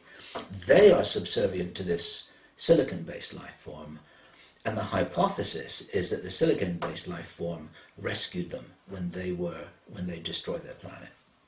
So somehow they're operating symbiotically. Everything that I've said here raises a huge number of questions, and I don't have the answers to them. I don't know whether these reptilians are shapeshifters. The silicon-based race, apparently they can shapeshift, but they don't shapeshift physically. They affect the perception in the brains or the minds of the people watching. So when this source, the first time that he came across one of these things, he was with a group of people, as I remember rightly, if I remember this correctly, he was with a group of people in a room, and he was announced that he was going to have an important meeting, and he went in there with these people in this room, and he was briefed by a senior military officer for 5 minutes, until the military officer then became this big crystal. Because it wasn't a military officer at all. They thought that they were, you know, they perceived a military officer. And what was really interesting is that all of those people in that group saw something slightly different, because this was a mental perception. They saw something, and then they were completely confused by this. They all went off into another room and compared, well, this is what I saw. What did you see? Well, he was wearing brown shoes. No, he wasn't. He was wearing black shoes. You know, he was 2 meters tall. No, he wasn't. He was quite short. You know, but they saw a person, and the rest of it was something to do with what they were sort of expecting. It was an individual response to something that they had been, that they were being evoked to see, or evoked to sense and hear. But they can only maintain it for about 5 minutes. Then they collapse into their real state, which is a physical state. The question immediately to their source was, well, is this some kind of a, you know, a hologram or an illusion or a, you know, no, it's absolutely physical. They're a rock. They're a rock in a suit. You know, it's a really weird thing. He said, they're a rock. You know, you couldn't, so there's a big crystal thing. It's straight out of some bad science fiction movie. It's not what you expect, you know. But they have the capacity to influence how they're perceived for short periods of time. Fascinating stuff, absolutely fascinating. And the reptilians, if it's the same group of reptilians, are subservient to them. The silicon-based group don't seem to hang around on planet Earth. They're out there somewhere, and nobody knows where they're from. This is another problem. They're not answering the question where they're from. I need to listen to the interview again, but I think the response is something like, you wouldn't understand, which isn't very helpful. You know, it may be true, but it's still not helpful. And there may be different branches of the reptilians, but the reptilians are a theme. They are a theme. They're coming up over and over again. There are people who've encountered them. There are people who've been contacted by them. There are people who've had experiences like Barbara Lamb had. There are the shape-shifting experiences. In our most recent interview with Jordan Maxwell, bless him, he came out saying, David Icke should not be persecuted for what people perceive as being his crazy ideas. He is absolutely right in what he says. I've had the same reports. They're separate reports. And then he told this incredible story about this girl who had been left alone in the house in an American military base, who she was, I mean, this is straight out of Hitchcock or something worse. You know, he was looking in the mirror, and behind him there's this reptilian being who steps out of the cupboard and starts gliding across the carpet towards her. You know, this is a 12-year-old, I think it is a young daughter of an American military officer, with guards around the house, because this guy knew that there was some kind of a threat, but didn't know what the threat was. And this thing came from a cupboard, you know. Left big scratch marks on the door, straight out of a bad movie, you know, and then disappeared. And this girl was completely freaked out. And David got this story from the girl, who is now a woman, telling us this happened on an American military base. These things happen all the time. They can't control it. Just stepping into a dimensional portal, they can control where they appear. This is why they appear in cupboards and funny places like this. Otherwise, they pop in the middle of a cocktail party. That doesn't work. So, you know, we're in the middle of the street or in the middle of a shopping mall. You know, no, they always appear in cupboards and things, or little corners or basements, or you know, they can control where they appear when they do appear. And the rest of the time, they're here manipulating one of the chess pieces on this chessboard, which is a prominent figure whose role it is to influence other people. So it's a perfect strategy. This is why some of them are politicians. This is why some of them are industrialists. They're probably in the media, and they're probably in UFO research. You know, if I was a reptilian with an agenda like that, that's exactly the pieces that I would occupy. It makes perfect sense, and it makes for a great movie. Yeah, doesn't it? Okay. So tell me, are they actually eating the children? Some people say so. In Bill Deagle's 2006 Granada Forum lecture, there's a part where he says, I could tell you what they do, but I'm not going to because I'd fall apart, he says. Bill Deagle's a good man. He couldn't talk about what he knew. He couldn't talk about what he knew. He was in the middle of a presentation. Henry Deacon, Arthur Neumann, told us that in his place of work, in his classified place of work, we know where that is, he was, know where that was, he attended a briefing all about this subject. And he walked out of the briefing because he couldn't stomach it. And he told us he was amazed at two things. One of them, he was amazed at how everyone was just sitting there listening to this and taking notes. And he was also amazed that nobody stopped him from walking out. That's all he told us. What did they tell him? He was hinting heavily. He, like many people who've got, like many insiders who've got something important to say, he will talk indirectly about it. And the way that he alerted us to this story was, we were sitting in a restaurant with him, talking about all of this stuff. We spent hours and hours and hours and hours and hours with him. Met him on many, many occasions, and we'd often meet him for dinner. And he was making a reference to a short story, a short science fiction story, which I read many years ago, and I can't remember if it was by Philip K. Dick or it was by Heinlein or whoever it was, but the title of the story was To Serve Man. To Serve Man. This is the story. I know that. And it was a little bit of a silly short story. Most science fiction short stories are about 12 pages long, and they're quite fun, and they've got a little punchline, and you've got maybe 20 of them in a book.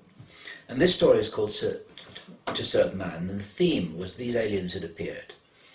And it had been discovered that in some document that somebody had seen of them, that there's this document that said to serve man, and people were saying, "Oh, this is great! They'll come here to serve us. You know, they'll come here to to help us to to assist us. You know, it actually turned out that what it really meant, they were going to serve us up on a plate. You see, I mean, it's a very bad play on words. And Henry, Arthur, was making pointed references to this as he looked at the menu of this meal. And I didn't get it, and Kerry didn't get it. We didn't really get what he was talking about. And he kept on, he was becoming more and more pointed, you know, until he virtually had to spell it out for us. You know, and when he realized that we'd understood that there were at least some of these aliens who were eating people, then he said, okay, I don't need to talk about that anymore. And this seems to be, it seems to be a theme. And one of the problems in this whole research area is that, and it's also the problem with the president of any country going out towards the press and saying, oh yeah, Roswell was real. You know, it's like after half an hour or 2 hours or 2 days or 2 weeks, someone then starts asking the question, well, we've heard about this, is this true? You see, and it goes to unsavory places. It goes to places that you don't want to go. Our research takes us to these places. Our research takes us to what the Illuminati are doing, to what's happening in the Vatican, to what the reptilians are doing, to extremely nasty places where I don't want to go to those places. It doesn't feel like fun anymore, really, when you're looking at all this stuff. You think, oh God, I don't want to, you know, deal with this stuff. It's not nice. But if one is going to be a really, really honest researcher, you've got to follow the data trail. And this is what David Icke does. This is what Bill Deagle does. It's not what everybody does. Some people say, I'm not going to go there. I'm only going to talk about, you know, nice aliens. Or I'm only going to talk about earth changes. I'm not going to talk about aliens at all. Or I'm only going to talk about what the politicians are doing or what the economy is doing. But if you look at it from a high enough place, you see that all of these things are interconnected. Even the nasty stuff. And this is where, again, when you go back to David's opening statement and Ruth's opening statement, that if you hold that line, that we are infinitely capable, infinitely wonderful, infinitely beautiful spiritual beings, and all else is illusion, drama, and play, Maya, then you can handle it. Because it's like, okay, you know, it doesn't feel very nice, but it's just one of those things in a dream that just feels a bit, you know, and then you move on. It's the only really way to handle it. How you communicate about it to people who don't have that viewpoint, I don't know. Do you ever come across disinformationists when you're interviewing people who are trying to feed you deliberate disinformation, and how do you suss them out and how do you vet your witnesses? What a question.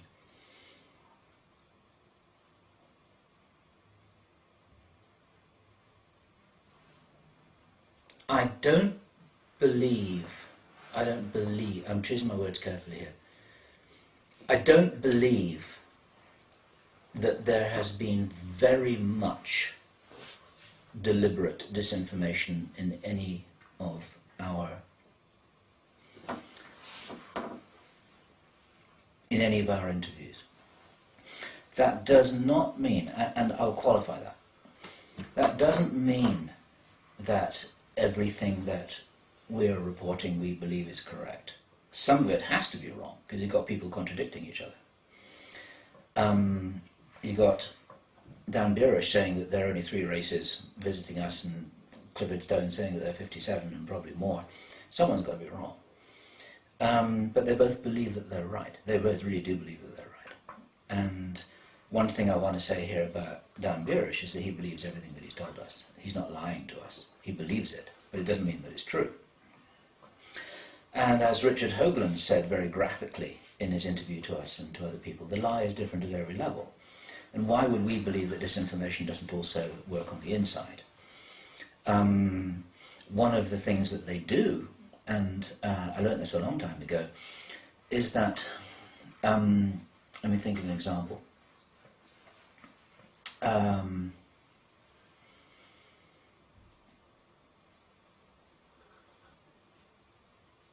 actually going back to the Sopo story, because this is where it first, where I had some people who first helped me to understand this, is that, for example, if there's one source who said 12 people went on this mission, then another source on the inside says 10 people went on this mission, another source says 6 people went on this mission.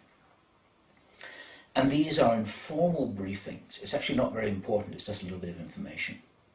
Then if any of that information leaks out, they know where it came from. Because if it's the story where 6 people went on the mission that then leaks out onto the internet, then they know that it was the guy who was told that it was 6 who's responsible for the leak. Because it went down his channel, you see. And they do this with documents too. If you ask Bob and Ryan Wood from Majestic Documents, they'll tell you that they do this with documents. They deliberately put spelling mistakes and typos into official documents. And there'll be different typos and different spelling mistakes in different documents given to different people, so that when they leak, they know where it came from. So clever, so simple. You see, they do this on purpose. They do this on purpose. And so there are different levels of that. There are other reasons for disinforming people, of course, on the inside, so that they get confused. If someone's confused, they're easier to control. They do it with us, they do it with themselves, at junior levels. There are huge levels, huge numbers of different levels here. And the guys at the top are trying to control the people at the bottom, and to keep them running around in different directions. One of the things that Bill Deagle tells, and has been saying ever since his 2006 Granada Forum level, is that he started to get the big picture sorted out because he was a doctor working, actually taking care of people physically in many of these classified locations. Someone's got to take care of them. You know, he was the doctor. He was on the inside working them. And he would talk to somebody who didn't know what was happening in the room next door to him in his classified establishment.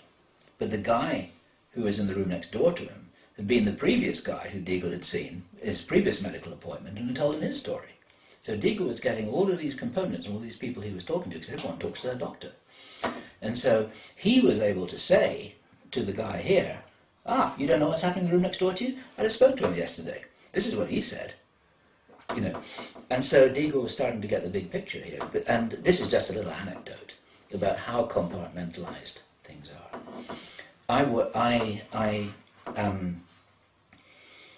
Long before Camelot, in the year 2000, this is a fascinating story which I never made public. Long before Camelot, I was on holiday in Thailand. I've been to Thailand a number of times. I've got some friends over there. And I met a black ops guy. And actually there are quite a few of these guys who hang out there. This is where they go when they're on the run. Or when they're trying to hide, or when they're trying to pretend the rest of the world doesn't exist. This guy had worked for Bell Labs. Fascinating story. I realized that he was an unusual guy because he was talking to me like an advanced PhD level physicist. I didn't know anything about him at all. But I finally asked him, well, where did you go to college? What did you used to do? And then he said, come with me. And we walked along the beach. And he said, I never went to college. And I found that almost impossible to believe. He said, for my high school science project, I was with a couple of other guys, and I wish I could remember exactly what he told me. He made some kind of a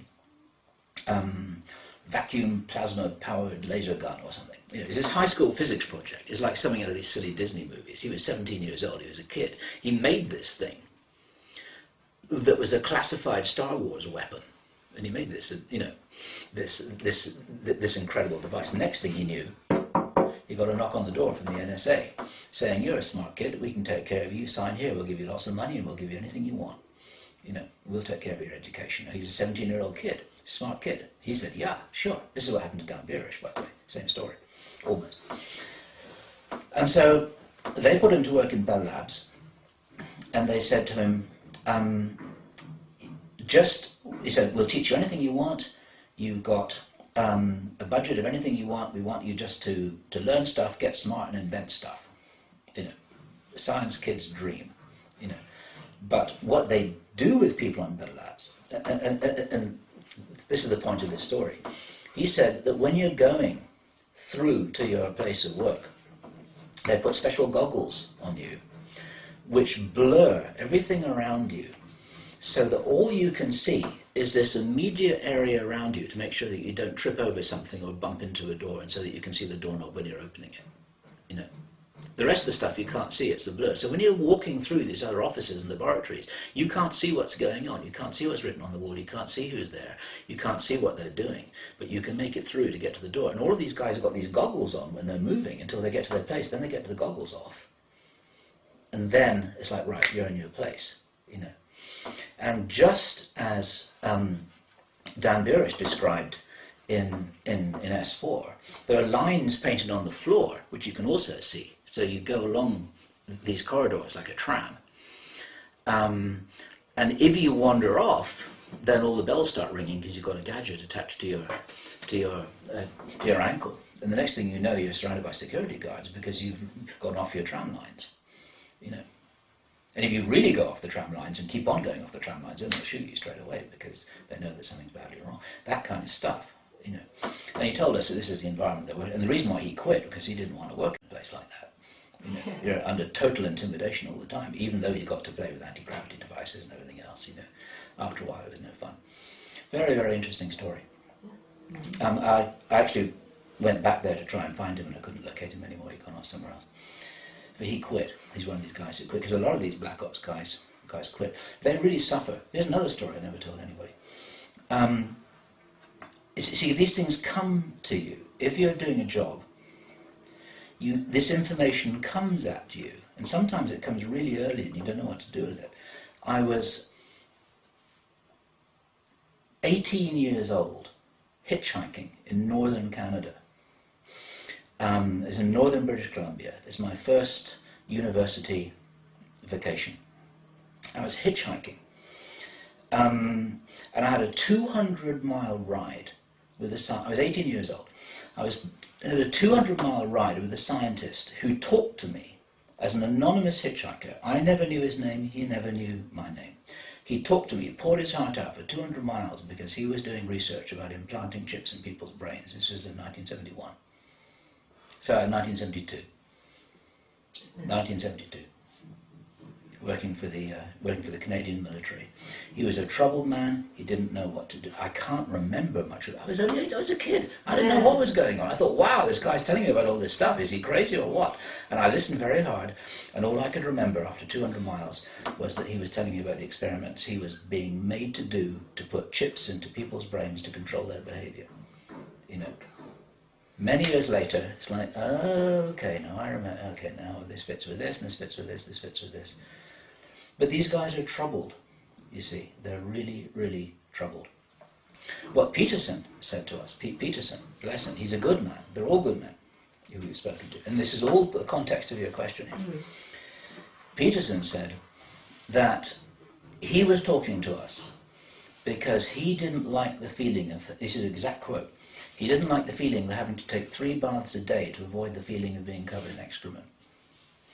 When someone gets a little further on in their lives, Peterson's over 70 now, he's a lovely man, and he's done stuff, they've all done stuff that they have to live with, you know. Jake Simpson, I'm sure this is okay to say this, he's a wonderful man too, he's a very good friend of ours. They do all this psychological profiling and they pass tests and you know they get to go on certain missions and so on and so forth. He said that there was a particular test that he failed, which then confined his military intelligence history at one point, and the test that he failed. And it was a psychological profiling test, it wasn't an actual test, it was but they determined that he would be unable to kill a child. Oh my goodness. And therefore there were certain missions that he didn't go on, You know, there's certain things that he won't. You see, I mean, I'm only telling that little anecdote. I mean, bless him, because he couldn't kill a child. You know, but it means that in this whole world that we're inhabiting, of espionage, military counter, in this whole thing, these people who often, they're good people and they go into these programs, they don't know, they're not told everything at the beginning, they don't know what they're being called upon to do. Henry Deacon, Arthur Neumann, told us. You see, there's stuff there that he hasn't told. There's stuff there that he can't talk about. He can't talk about because he can't bring himself to talk about it. And we don't know what it is because he's never told us. He said that in his... there are Mars veterans, just like there are Vietnam veterans. Not because there's a fight, but just because people, they do a tour of duty on Mars. They spend some time working on a project and they go to Mars and come back and go to Mars and come back and all of this kind of stuff. And then they get moved on to another project, maybe. It's my term, using a Mars veteran. He said that later on, after he did all this stuff with Mars, he was working with a guy in a small classified project within NOAA. NOAA is NOAA, the National Oceanic and Atmospherics Administration, like NASA, but it's NOAA. It's a public body, but they have classified projects too. That's when he told us that he knew about the second sun that was coming in. He encountered that in NOAA. They're just tracking it. I don't know if it's a big problem or not, but it's out there somewhere, he said. He didn't really know much about it. He said they talked about it sometimes. And there's this other guy who worked there, who by coincidence happened to be a Mars veteran. He'd also done his stuff on Mars. And he said, Henry said, Arthur said, these two men would go into their office, they would lock the door, and they would weep together. But he never told us why. He couldn't say. I don't know what. I don't know why. Kerry and I have been guessing for 2 years. We have no idea. We have no idea.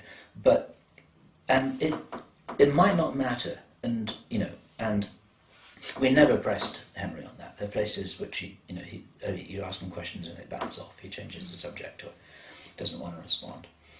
But anyone who's been in these programs, they have suffered. They're suffering people. Another story that Henry told us, he was involved in the 9/11 operation that morning. We publicised that, but it's just an interesting story to tell. Because as an electronics specialist, one of the jobs that he had was to set up the control system which resulted in those two planes being flown into the twin into the twin towers, controlled like model aircraft from thousands of miles away. He set up the electronics for that, told us all about it. But as most people do in these projects, he didn't know what he was working on. He was just working on a control system. He didn't know what it was going to be used for. They didn't tell him. Why should they need to know? But on the morning before all of that happened, on the 11th of September, he and the people in his place of work were given a briefing. And the essence of the briefing was, on television today, you will see a whole bunch of stuff that's going to be very dramatic, but don't worry about it because it's just one of our projects. And he said, one of the things that shocked him, and it's a little bit like that other story he told about this briefing that he went into, he said the thing that amazed him was that everyone else said, okay, and just went back to work. And he was thinking, oh my God, what I've been working on is going to result in the deaths of thousands of people and the destruction of these two buildings and God knows what. And then he had a few hours in which he realized that he had the capability to sabotage it. Because he was working with the control system, he could easily put something in the software that would make those planes miss. And he didn't do it. And he lives with that. He lives with the fact that he could have averted 9/11. You know, he could have had those planes drive into the Hudson, and they didn't do it. So, and he has to live with that. And you and I and everyone else watching this, they cannot imagine what it's like being somebody who is carrying that in their soul. And that's why they talk, you see. That's why they talk. They talk because they are they are trying to purge their souls. They're trying to atone for what they feel they have done. And on the inside, there's no escape. This is why we're protected. This is why you may be protected as well.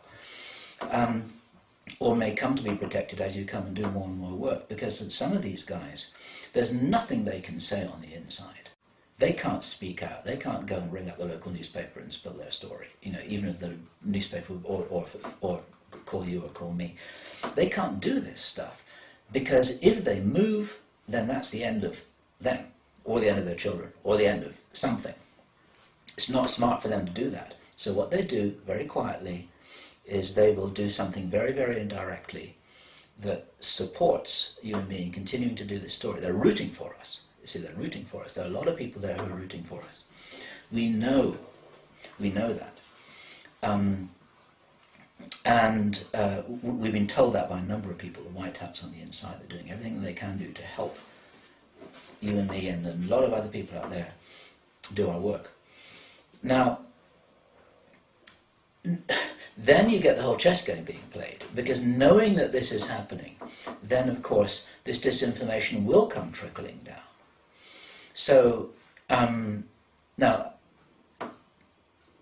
I use this just as an example because it comes to mind.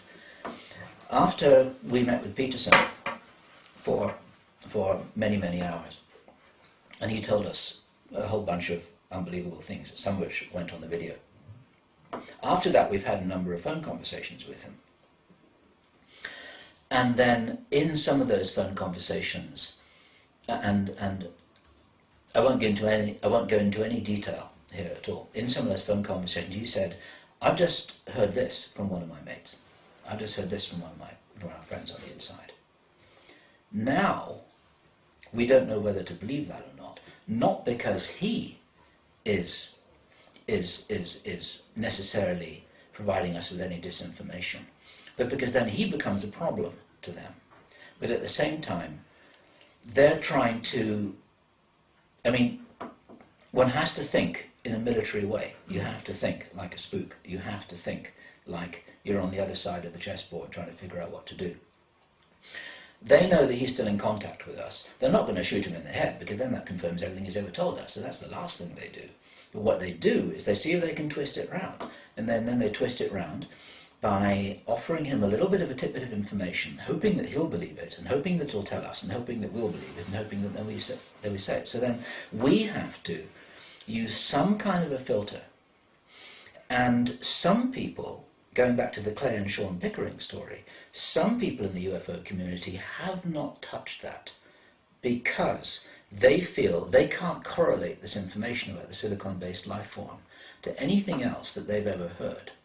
They're worried that this might be a very complex, very subtle, very clever disinformation ploy to get people fighting in the UFO community. It happens all the time.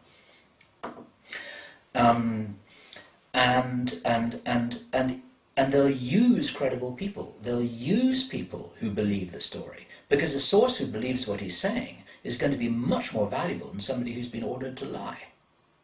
You see, somebody who believes what he's saying is going to be really credible. They're going to say, "Well, I really believe this information. I've got these documents, and I spoke to this person, you know, and I also heard this from another person, and this is what I really think is happening, and everything they say is true." And they're absolutely credible. They look you in the eye.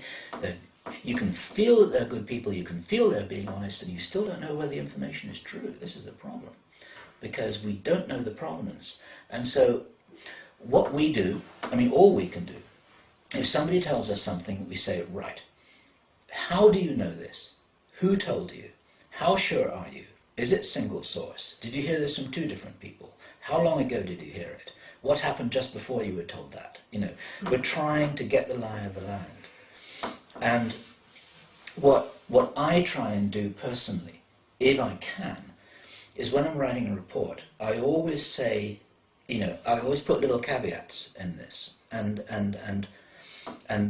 I'm always wanting to take every opportunity to clarify. Both Kerry and I do this, that this is what we were told. The person who told us, we believe that he believed it. You know, maybe it's not true. And this loops right back to this thing about the 27th of November. You know, there are all kinds of caveats there.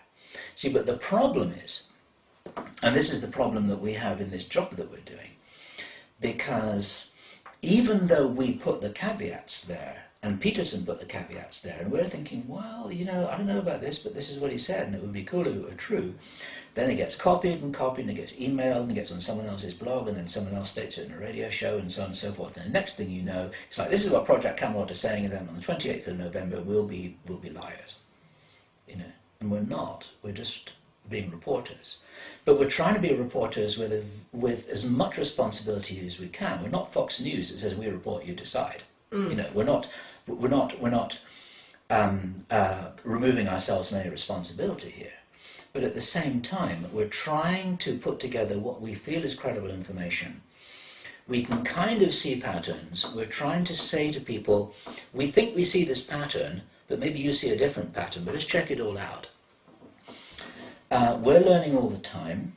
We know that some of our information is not correct, because it can't be, because we get people contradicting each other. We do feel that between 80 and 90% of our information is accurate. I used to say 95%. I think it's probably between 80 and 90. But that's quite a heavy load of good information.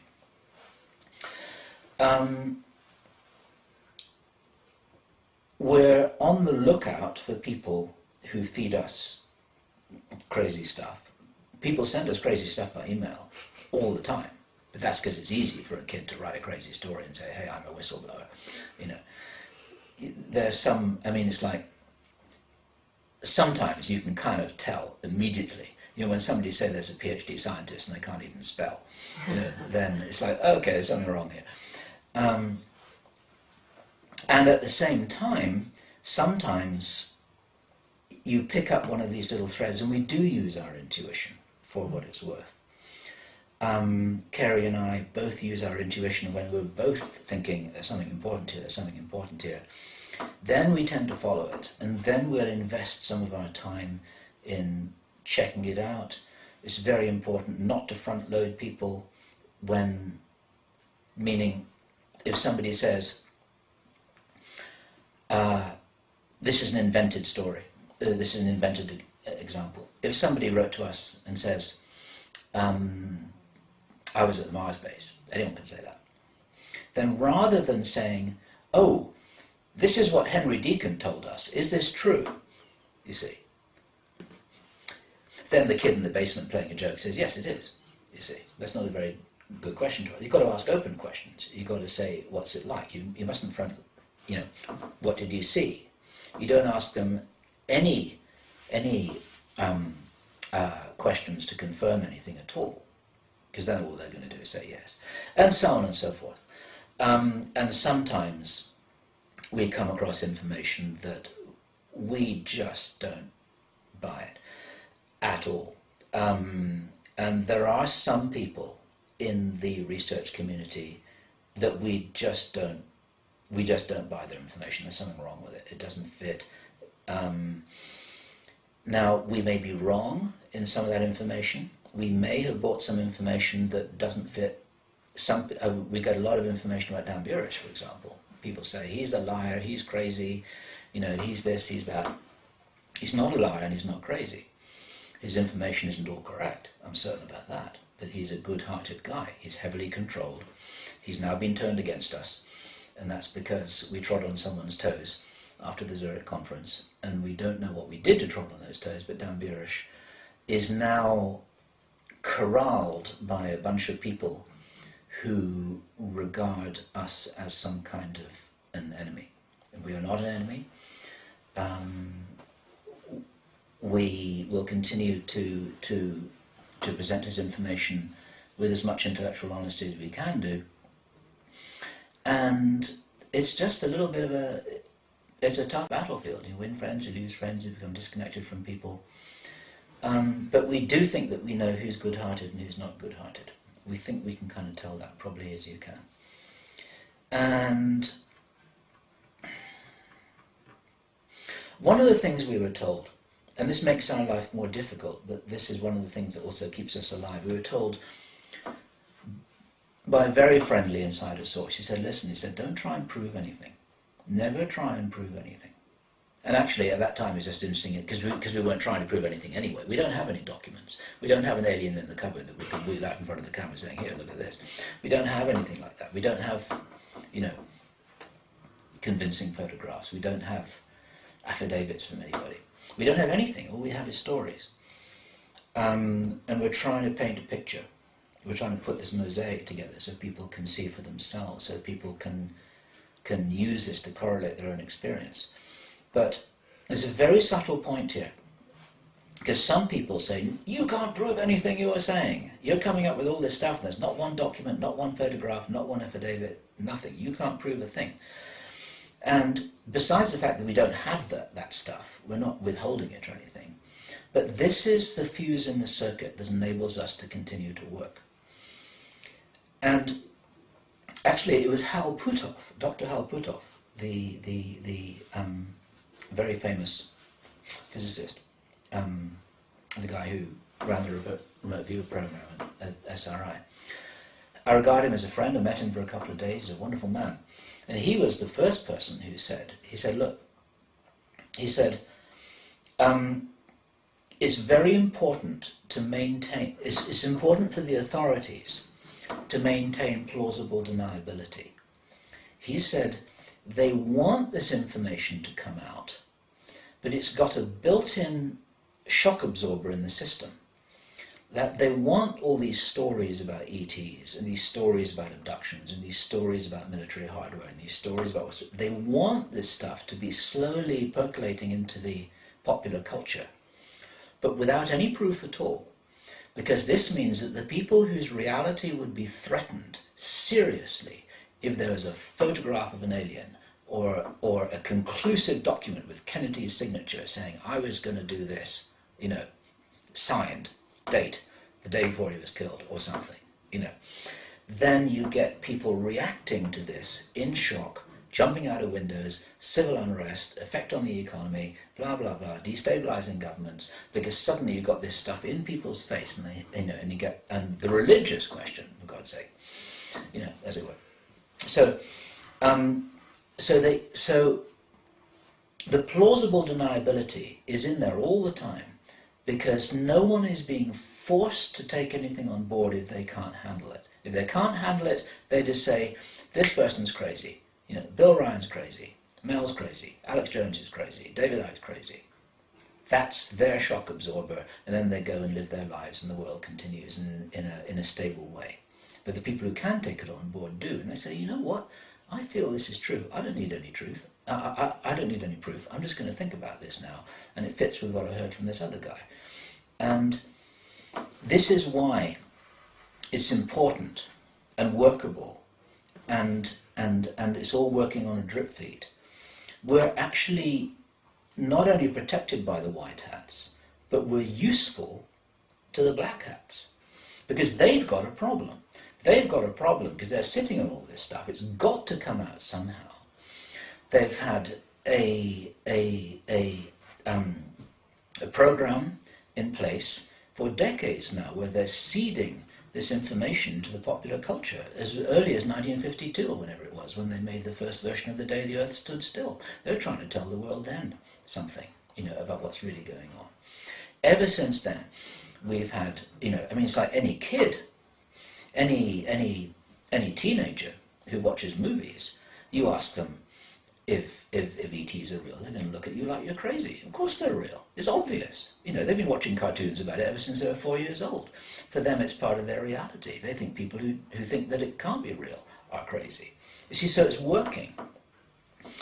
And this is in the popular culture. They've been part of, they've been seeding all this stuff in there. We're very, very useful to them. We're useful to them because we're helping this process. We were never part of the plan. But that doesn't mean to say that they didn't, that they're not opportunistically pleased that we suddenly appeared on the scene. We haven't been manipulated into doing this. But it's part of how this all goes together. If this does solve their problem, so that the world is able to take upon disclosure, and we're somehow part of their strategy because somebody really does want to make an announcement that tells the truth, I'm actually pleased to be part of that. We're not knowingly being used, but if it's the truth, it's the truth, and so let's do that. And in the meantime, of course, they're reading our emails, they're probably listening to this conversation, they're going to watch this video, they're going to analyse what I know, they're going to figure out what it is that I'm saying, what it is that I'm not saying. Someone's going to do an assessment to see whether I'm being responsible. They're going to, they're continuing to update my profile, they're going to find out whether I'm reliable, they're going to see what else they're going to throw at me that I might, or us. When I say me, I'm only talking about me because Kerry's not here. They do this with us all the time. And to the degree that we're useful to them, we're going to be allowed to continue. I think we're doing them a big favour. They're interested to know who we're talking to. They read all our emails. They figure out who's waking up. But you can't avoid that. You can't avoid that. The only way to avoid that completely is to go into a hole, stop communicating, and go and do something else all your life. And that's not the plan either. You see, we have to work with them. So it's a kind of symbiosis. You see.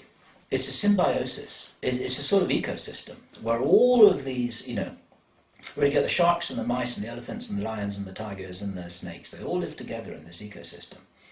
And that's kind of what's happening on planet Earth at the moment. And now this is a real metaphor, but that ecosystem is kind of evolving in a particular direction. In the meantime, everything's kind of finding its own level, the energy is flowing, the information is flowing, and you get this whole thing played out on this huge cosmic tapestry, which has got something to do with consciousness increasing. The consciousness needs to have information so that it's got something to process, so people can deconfuse themselves. The kids who are coming into this world think, what the hell's going on? Now I know why I'm here. Now I know what the game is. Now I know where these chess pieces are. Now I know what to trust and what not to trust. And everyone's figuring this out, and that's all part of the learning, because that's all part of their responsibility, individual responsibility, to utilise this training course and to learn what they can learn.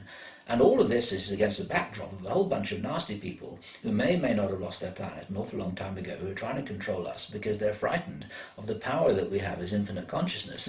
And as they say, it's that guy who said this at the beginning of the third Bourne movie, you couldn't make this stuff up. It's wonderful. Yeah. It's like, and David Icke says, I wouldn't be anywhere else doing anything else at any other time. It's a fantastic time to be alive, and it's just the place to be. This is where the action is. We're on the cutting edge, and for anyone watching this who is wondering whether this is the right place to be, I defy you to think of anything else, anywhere else, that wasn't quite so much fun, as right now, and the opportunity is to really make a difference. Lovely. All right, on that note, Bill, thank you very much for your time, and it was absolutely a greatest pleasure to speak to you and get to pick your brains and all the wonderful information you have. And I really hope we can sit down and have another chat sometime soon, because I'm sure that you've got a lot more to tell. So thanks for your time. It's been a very great pleasure. Great. Thank you.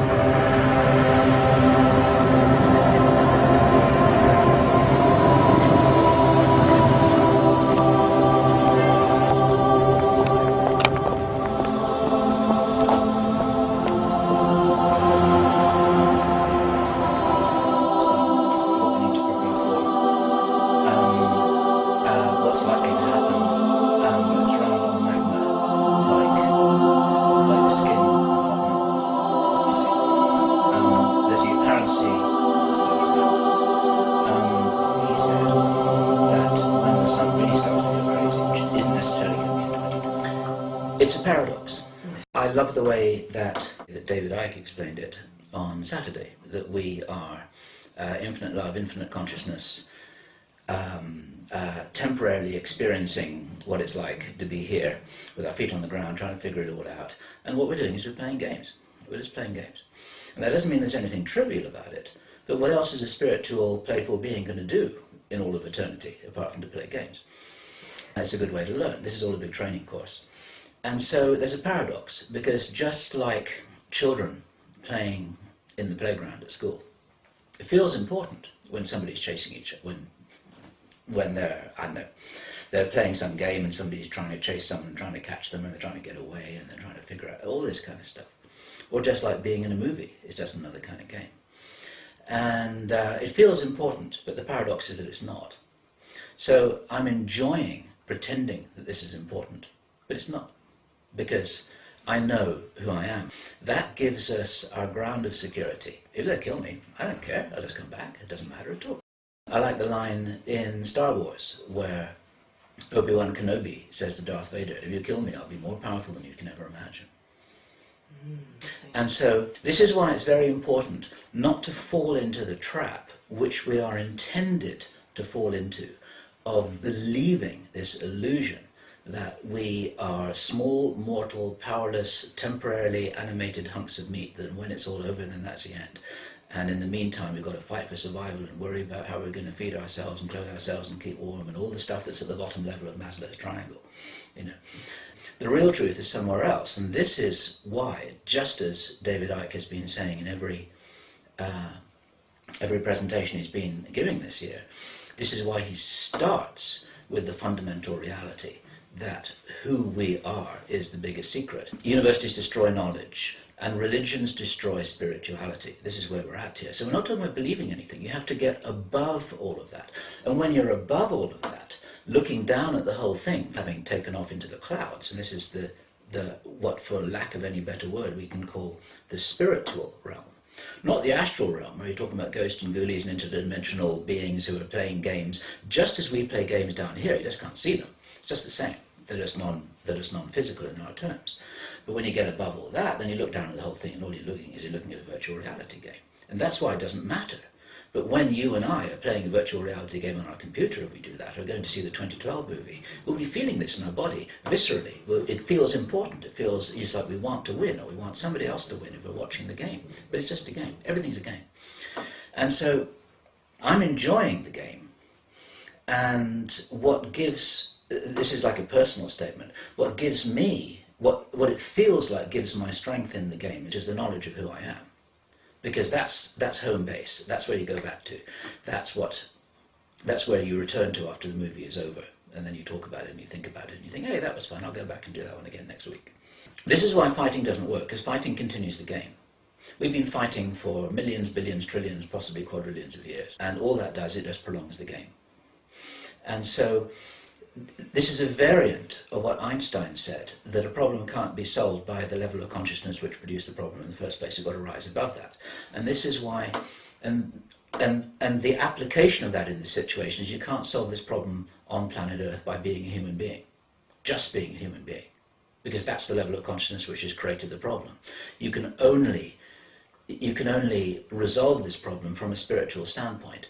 Love is universal. And that capacity that we all have as spiritual beings must never be forgotten.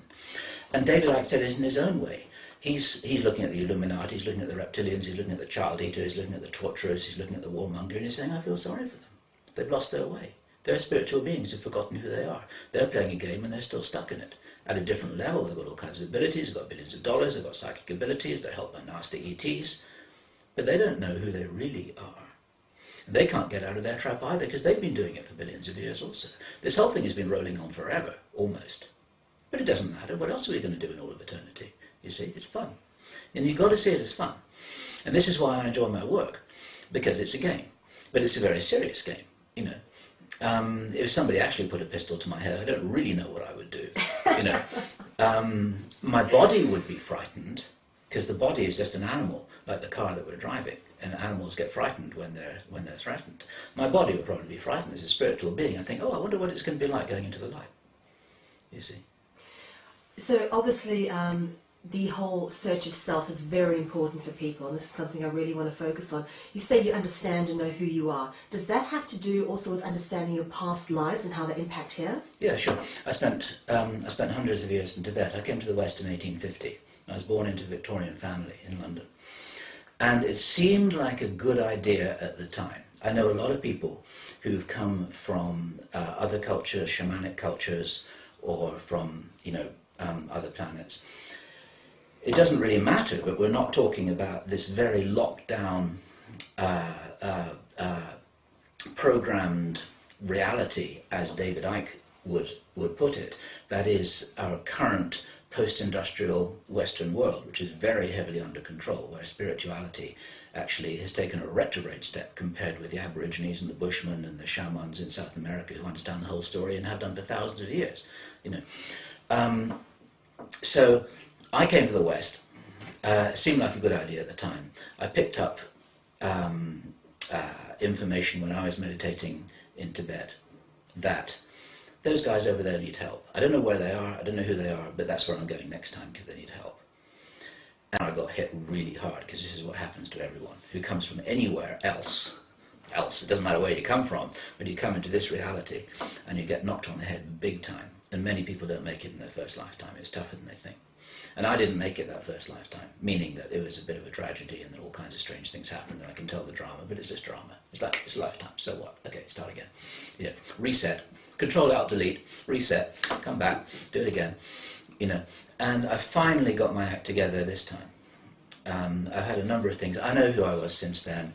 I've had some adventurous times. It's not really the subject of this interview. I could go on for a long time. No, I love it. Please do. But it's, you see, if we go exploring our past lives in a way that's more drama that we go into. It's like, oh my God, I was Cleopatra, or oh my God, I was this nasty person, or I was this good. It doesn't matter. That's over. It doesn't matter. But it can give us some insight into patterns that we repeat this lifetime, which come from a program that is remaining from an old situation that we still think is happening now. This is why people are afraid of drowning. Why? Well, they had a nasty situation with water in their previous lifetime. They're afraid of water when they're 3 years old. Why? Because it happened before. We're afraid, and so much that we set up here is part of our mental reaction, not our spiritual reaction, because the mind is something that we take with us. I have a slightly different definition of the mind than David Icke does, but then that's another story as well. We're only really talking about semantics here. But so much of what we set up for ourselves when we process, it's not an evolution at all. An evolution is to discredit who we really were, because we started as gods, you see. There's a fundamental orientation that is missing, in my opinion. Everyone has their own touchstone, their own seed crystal, which is going to start that process of reawakening themselves. There's no right answer. Your right answer might be an inappropriate answer, or not such a workable answer for somebody else. And one of the important things about, you see, we all have to find our own answers. And once again, referencing what David Icke was saying a couple of days ago, this is why I will never want to work against someone else's intuition. If your intuition is pulling you to read the Law of One, and if you're getting good value from that, I'm saying whatever you're doing that's working, you keep on doing it. If someone else says to me, well, I picked up the Law of One and I couldn't understand a word of it, I say, okay, it's not the right book, go find something else. And that's a variant of something else that I wanted to say, because a lot of people write to us or come up to me and talk to me saying, what should I do? Where should I go? What's a safe place to be? What action should I take? And you have to be a mirror and reflect it back. You have to say, what you are here to do is probably different, or maybe different, from what I'm here to do. Don't try and copy me. Be yourself. And the reason why you need to find out more about who you are, rediscover your strength, look at your past, meditate, do whatever processes or techniques are appropriate for you to remember, why are you here? Because you're here to do a job. And this is what you refer to as, in the Law of One, as being a wanderer. There are many, many terms for this. Dolores Cannon did a wonderful coast-to-coast show about 3 or 4 weeks ago when she referred to these people as volunteers. That's a very simple word. We're volunteers from all over the universe, different dimensions, different planets, maybe different cultures even on planet Earth. It's like, okay, I'm going to try and help this movement here because these guys need help. And Some people say, well, where should I go? Should I go to Australia? Should I go to Canada? What's a safe place to be? Should I go to Peru? Should I go to, and it's like, well, where I should go might be different from where you should go. Because maybe one of the reasons why you should go there is because you've got to meet someone or you've got to do a job. You don't know what your life plan is. And everyone's got a life plan. You think you came here without a plan? You've got a plan. Everyone's got a plan. Everyone watching this video has got a plan. It's smart to know what your plan is. If you don't know what your plan is, it's only because you haven't remembered it. And a way to figure out what your plan is it's not really a question of saying, oh, I remember. You will recognize it when it comes to you. And one of the indicators of what your plan is because it gives you energy. You start thinking about it, and it's like, wow, I really want to do this. It gives you energy to think about it. And you see, the word work is a relatively modern word. And what it really means is something that you don't want to do. Animals don't work. Animals just exist. In the Marquesas Islands, which is a group of French islands in the South Pacific, in their language there's no word for work. They catch a fish, they light a fire, they build a hut, they shelter from the rain, they go hunting, they sing a song. They don't work. Why are we working? We're working because someone has got an idea of how we should structure this. We don't work, we live. And for me, I'm at my happiest often. I'm not even going to use the word work in this sentence. I'm at my happiest when I'm at my most active. And the definition of happiness, which I use for myself, is not like, now I'm on a cloud and I'm happy and I'm sitting with a metaphorical gin and tonic watching the sunset. That's boring for me personally. Non-physical beings who need therapy. They're upset. They need someone to talk to. Something happened 1 billion years ago and they're still angry. But they don't have anyone to talk to. So, are they manipulating us while they're doing this? Yeah, sure. They're just taking out their anger, like a kid on the street who's had a bad childhood, and then they go around wrecking the place. That kid probably needs help. He doesn't need prison. He needs someone to talk to. He needs a friend. He needs somebody to say, you know what? You are a wonderful being. You've had a hell of an experience. Tell me about it. What happened back then? Did your father abuse you? Did your big brother beat you up? Were you, what happened to you that's made you so angry? He might just start to get to the bottom of that because that's his past. Now, one can communicate with these non-physical beings just as you can communicate with a kid in the street. If you can get them to talk to you, they've got problems. They're screwed up. They're angry, they're upset, they've had stuff done to them, you've got a cycle of abuse that happens just on a physical level, where you've got somebody who is abused by their parents then becomes the abuser of their own children. They pass it on. The reason why they pass it on is because they go into the identity of the winning game. They go into the identity of the winner in the game. It's like, I lost that game, so I've got to adopt the winning strategy. What's the winning strategy? I become the abuser, then I win. They see it this way. This is how all these situations get perpetuated. And in the non-physical realm, it happens in exactly the same way. You have to communicate with these beings telepathically. There are ways to do it. You can use biofeedback machines, or you can do it in meditation. You can handle these guys. And I know people who are doing a lot of work with this. And what's really important is that every significant presenter of information in the realm which you and I and we are operating in, many other, we're working as a huge team. Project Camelot, David Icke, our friends David Wilcock, Alex Collier, George Green, a whole bunch of people, including people I don't even know. They all have a profound spiritual orientation, every single one of them. Now, we met Patrick Jarrell. The reason why he's wrong is because he doesn't have a spiritual orientation. He's a scientist. He's trying to figure it out using mathematics. He will never do that. It doesn't work that way. Bill Deagle, we spoke to Bill Deagle for 1.5 hours last night. He's a profoundly spiritual person. Kerry is a profoundly spiritual person. We spoke about Bob Dean, our great friend. He's a wonderful, wonderful man. Everyone we speak to, and almost all of the unifying thread of all the people who we talk to, they're profoundly spiritual people.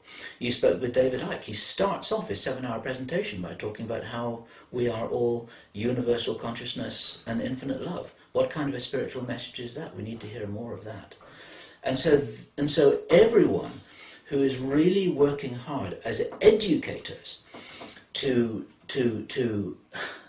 I don't know what words to use here, to wake people up, but to remind people of what they already know. You see, the word remind and remember, they're important words, because you can't be reminded of something that you don't already know. You can't recognize something that you don't already know. That's where the word comes from, to recognize it, to re-know it. This is why when people read books like Ruth's book, or like many, many other books, some people have different reference points, like the Law of One. They will read a page and then they go, ah, now I understand. But it's not new information, it's old information that they're recalling. You see, we're not, in my personal opinion, we are not evolving, we're recovering.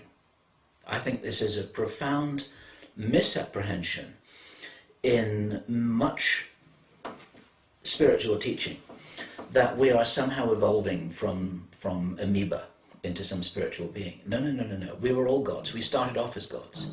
We're all in a fallen state, you see. We're all godlike beings who've forgotten who we are. And so we're getting it back again. We're recovering. We're clawing ourselves back out of the mud hole, washing ourselves down, getting all the stuff off us, and remembering who we were. So it's a recovery process. Put the chess pieces back on the board and we start the game again in another lifetime. Is some kind of a residue from the past. And this is the only reason why it's important to clear things out. Not because, you know, so, oh, I was this is so interesting, this is fascinating, and I'm going to write a book about it. It's not important. The reason why you find out about it is so you can forget all about it and let it go, so that it doesn't influence you now, so that you're completely free, so you're making real choices now in present time. And that's why, once again, we're talking words, but any kind of clearing technique, regression can do it. There are many other practices that do it as well. You can even do it in meditation. This is why remembering the past is powerful, not so that we reminisce, but so that we can let go. And that's the key to it, because only then can you be really, really here and now. And that's when you have all your power, when you've unshackled these heavy weights from our feet, and many of those are actually rooted in the past. And what we see here on planet Earth, with all of these things that are perfectly real, we've got very nasty people who've got their own karma, they've got their own past, they've got their own track, they're playing their own game, they've got their own purposes, they come from their own places, they come here from other places too. It's just a continuation of the same thing. And so this is why what David Icke says is correct, that you're not going to handle this by protesting on the streets. You're not going to handle this by taking 100,000 Chinese assassins and going to murder them all. It just continues it all. Fighting doesn't work. You've got to handle this in a completely different way. Project Camelot is doing, it's bringing knowledge to the people about what we're not taught in schools, what children are not taught by their parents, what we don't read in the newspaper, because, and it's what you're doing here and the work that you're doing, is that we have to know the truth about where we are. Because if, here we are in Zurich, if we want to drive to Paris and we've got a map in front of us, we have to know where we are. Otherwise, we're never going to go down the right road to get to where we want to go to. What one has to do is not to get locked into intentions, so that one is controlled by the intentions rather than the intentions being a product of one's own desire to reach an outcome. Without intention, you can't make yourself a cup of coffee or get up in the morning or answer the telephone. And once again, this is an aspect of the paradox. On the highest possible level, these things don't matter. It doesn't matter whether you have a cup of coffee in the morning. It doesn't matter whether you answer the phone. It doesn't matter whether the world blows up in 2012. You know. So what? We'll just find another planet and come back. It doesn't matter. But on the other hand, in the context of the game, it does matter. And you can't have a game without intentions. And it's very important to separate out these two realities. And they coexist in a working paradox. And for me, my answer to the question that you asked Ruth about what advice would I give people, I would totally agree. I'd say find out who you are, because if you don't really know who you are, you don't have that reservoir of strength and certainty which is going to see you through any situation whatsoever, even if someone's holding a gun to your head or a needle against your arm. You know who you are. Secondly, I'd say it's helpful to know where you come from, because that then can help you figure out what programs are running you this lifetime that are unconscious, and which are your true free choices. You've got to be able to separate this out. Otherwise, if you feel like doing something, you don't know what it is, where it is that that's come from. You don't know whether it's an old program or whether it's something that's a really smart choice. Thirdly, I'd say don't fight. Fourthly, I'd say you have to understand that these guys need help. And this is, and I don't mean that in a condescending way, but there are people all over the world who are doing real spiritual work.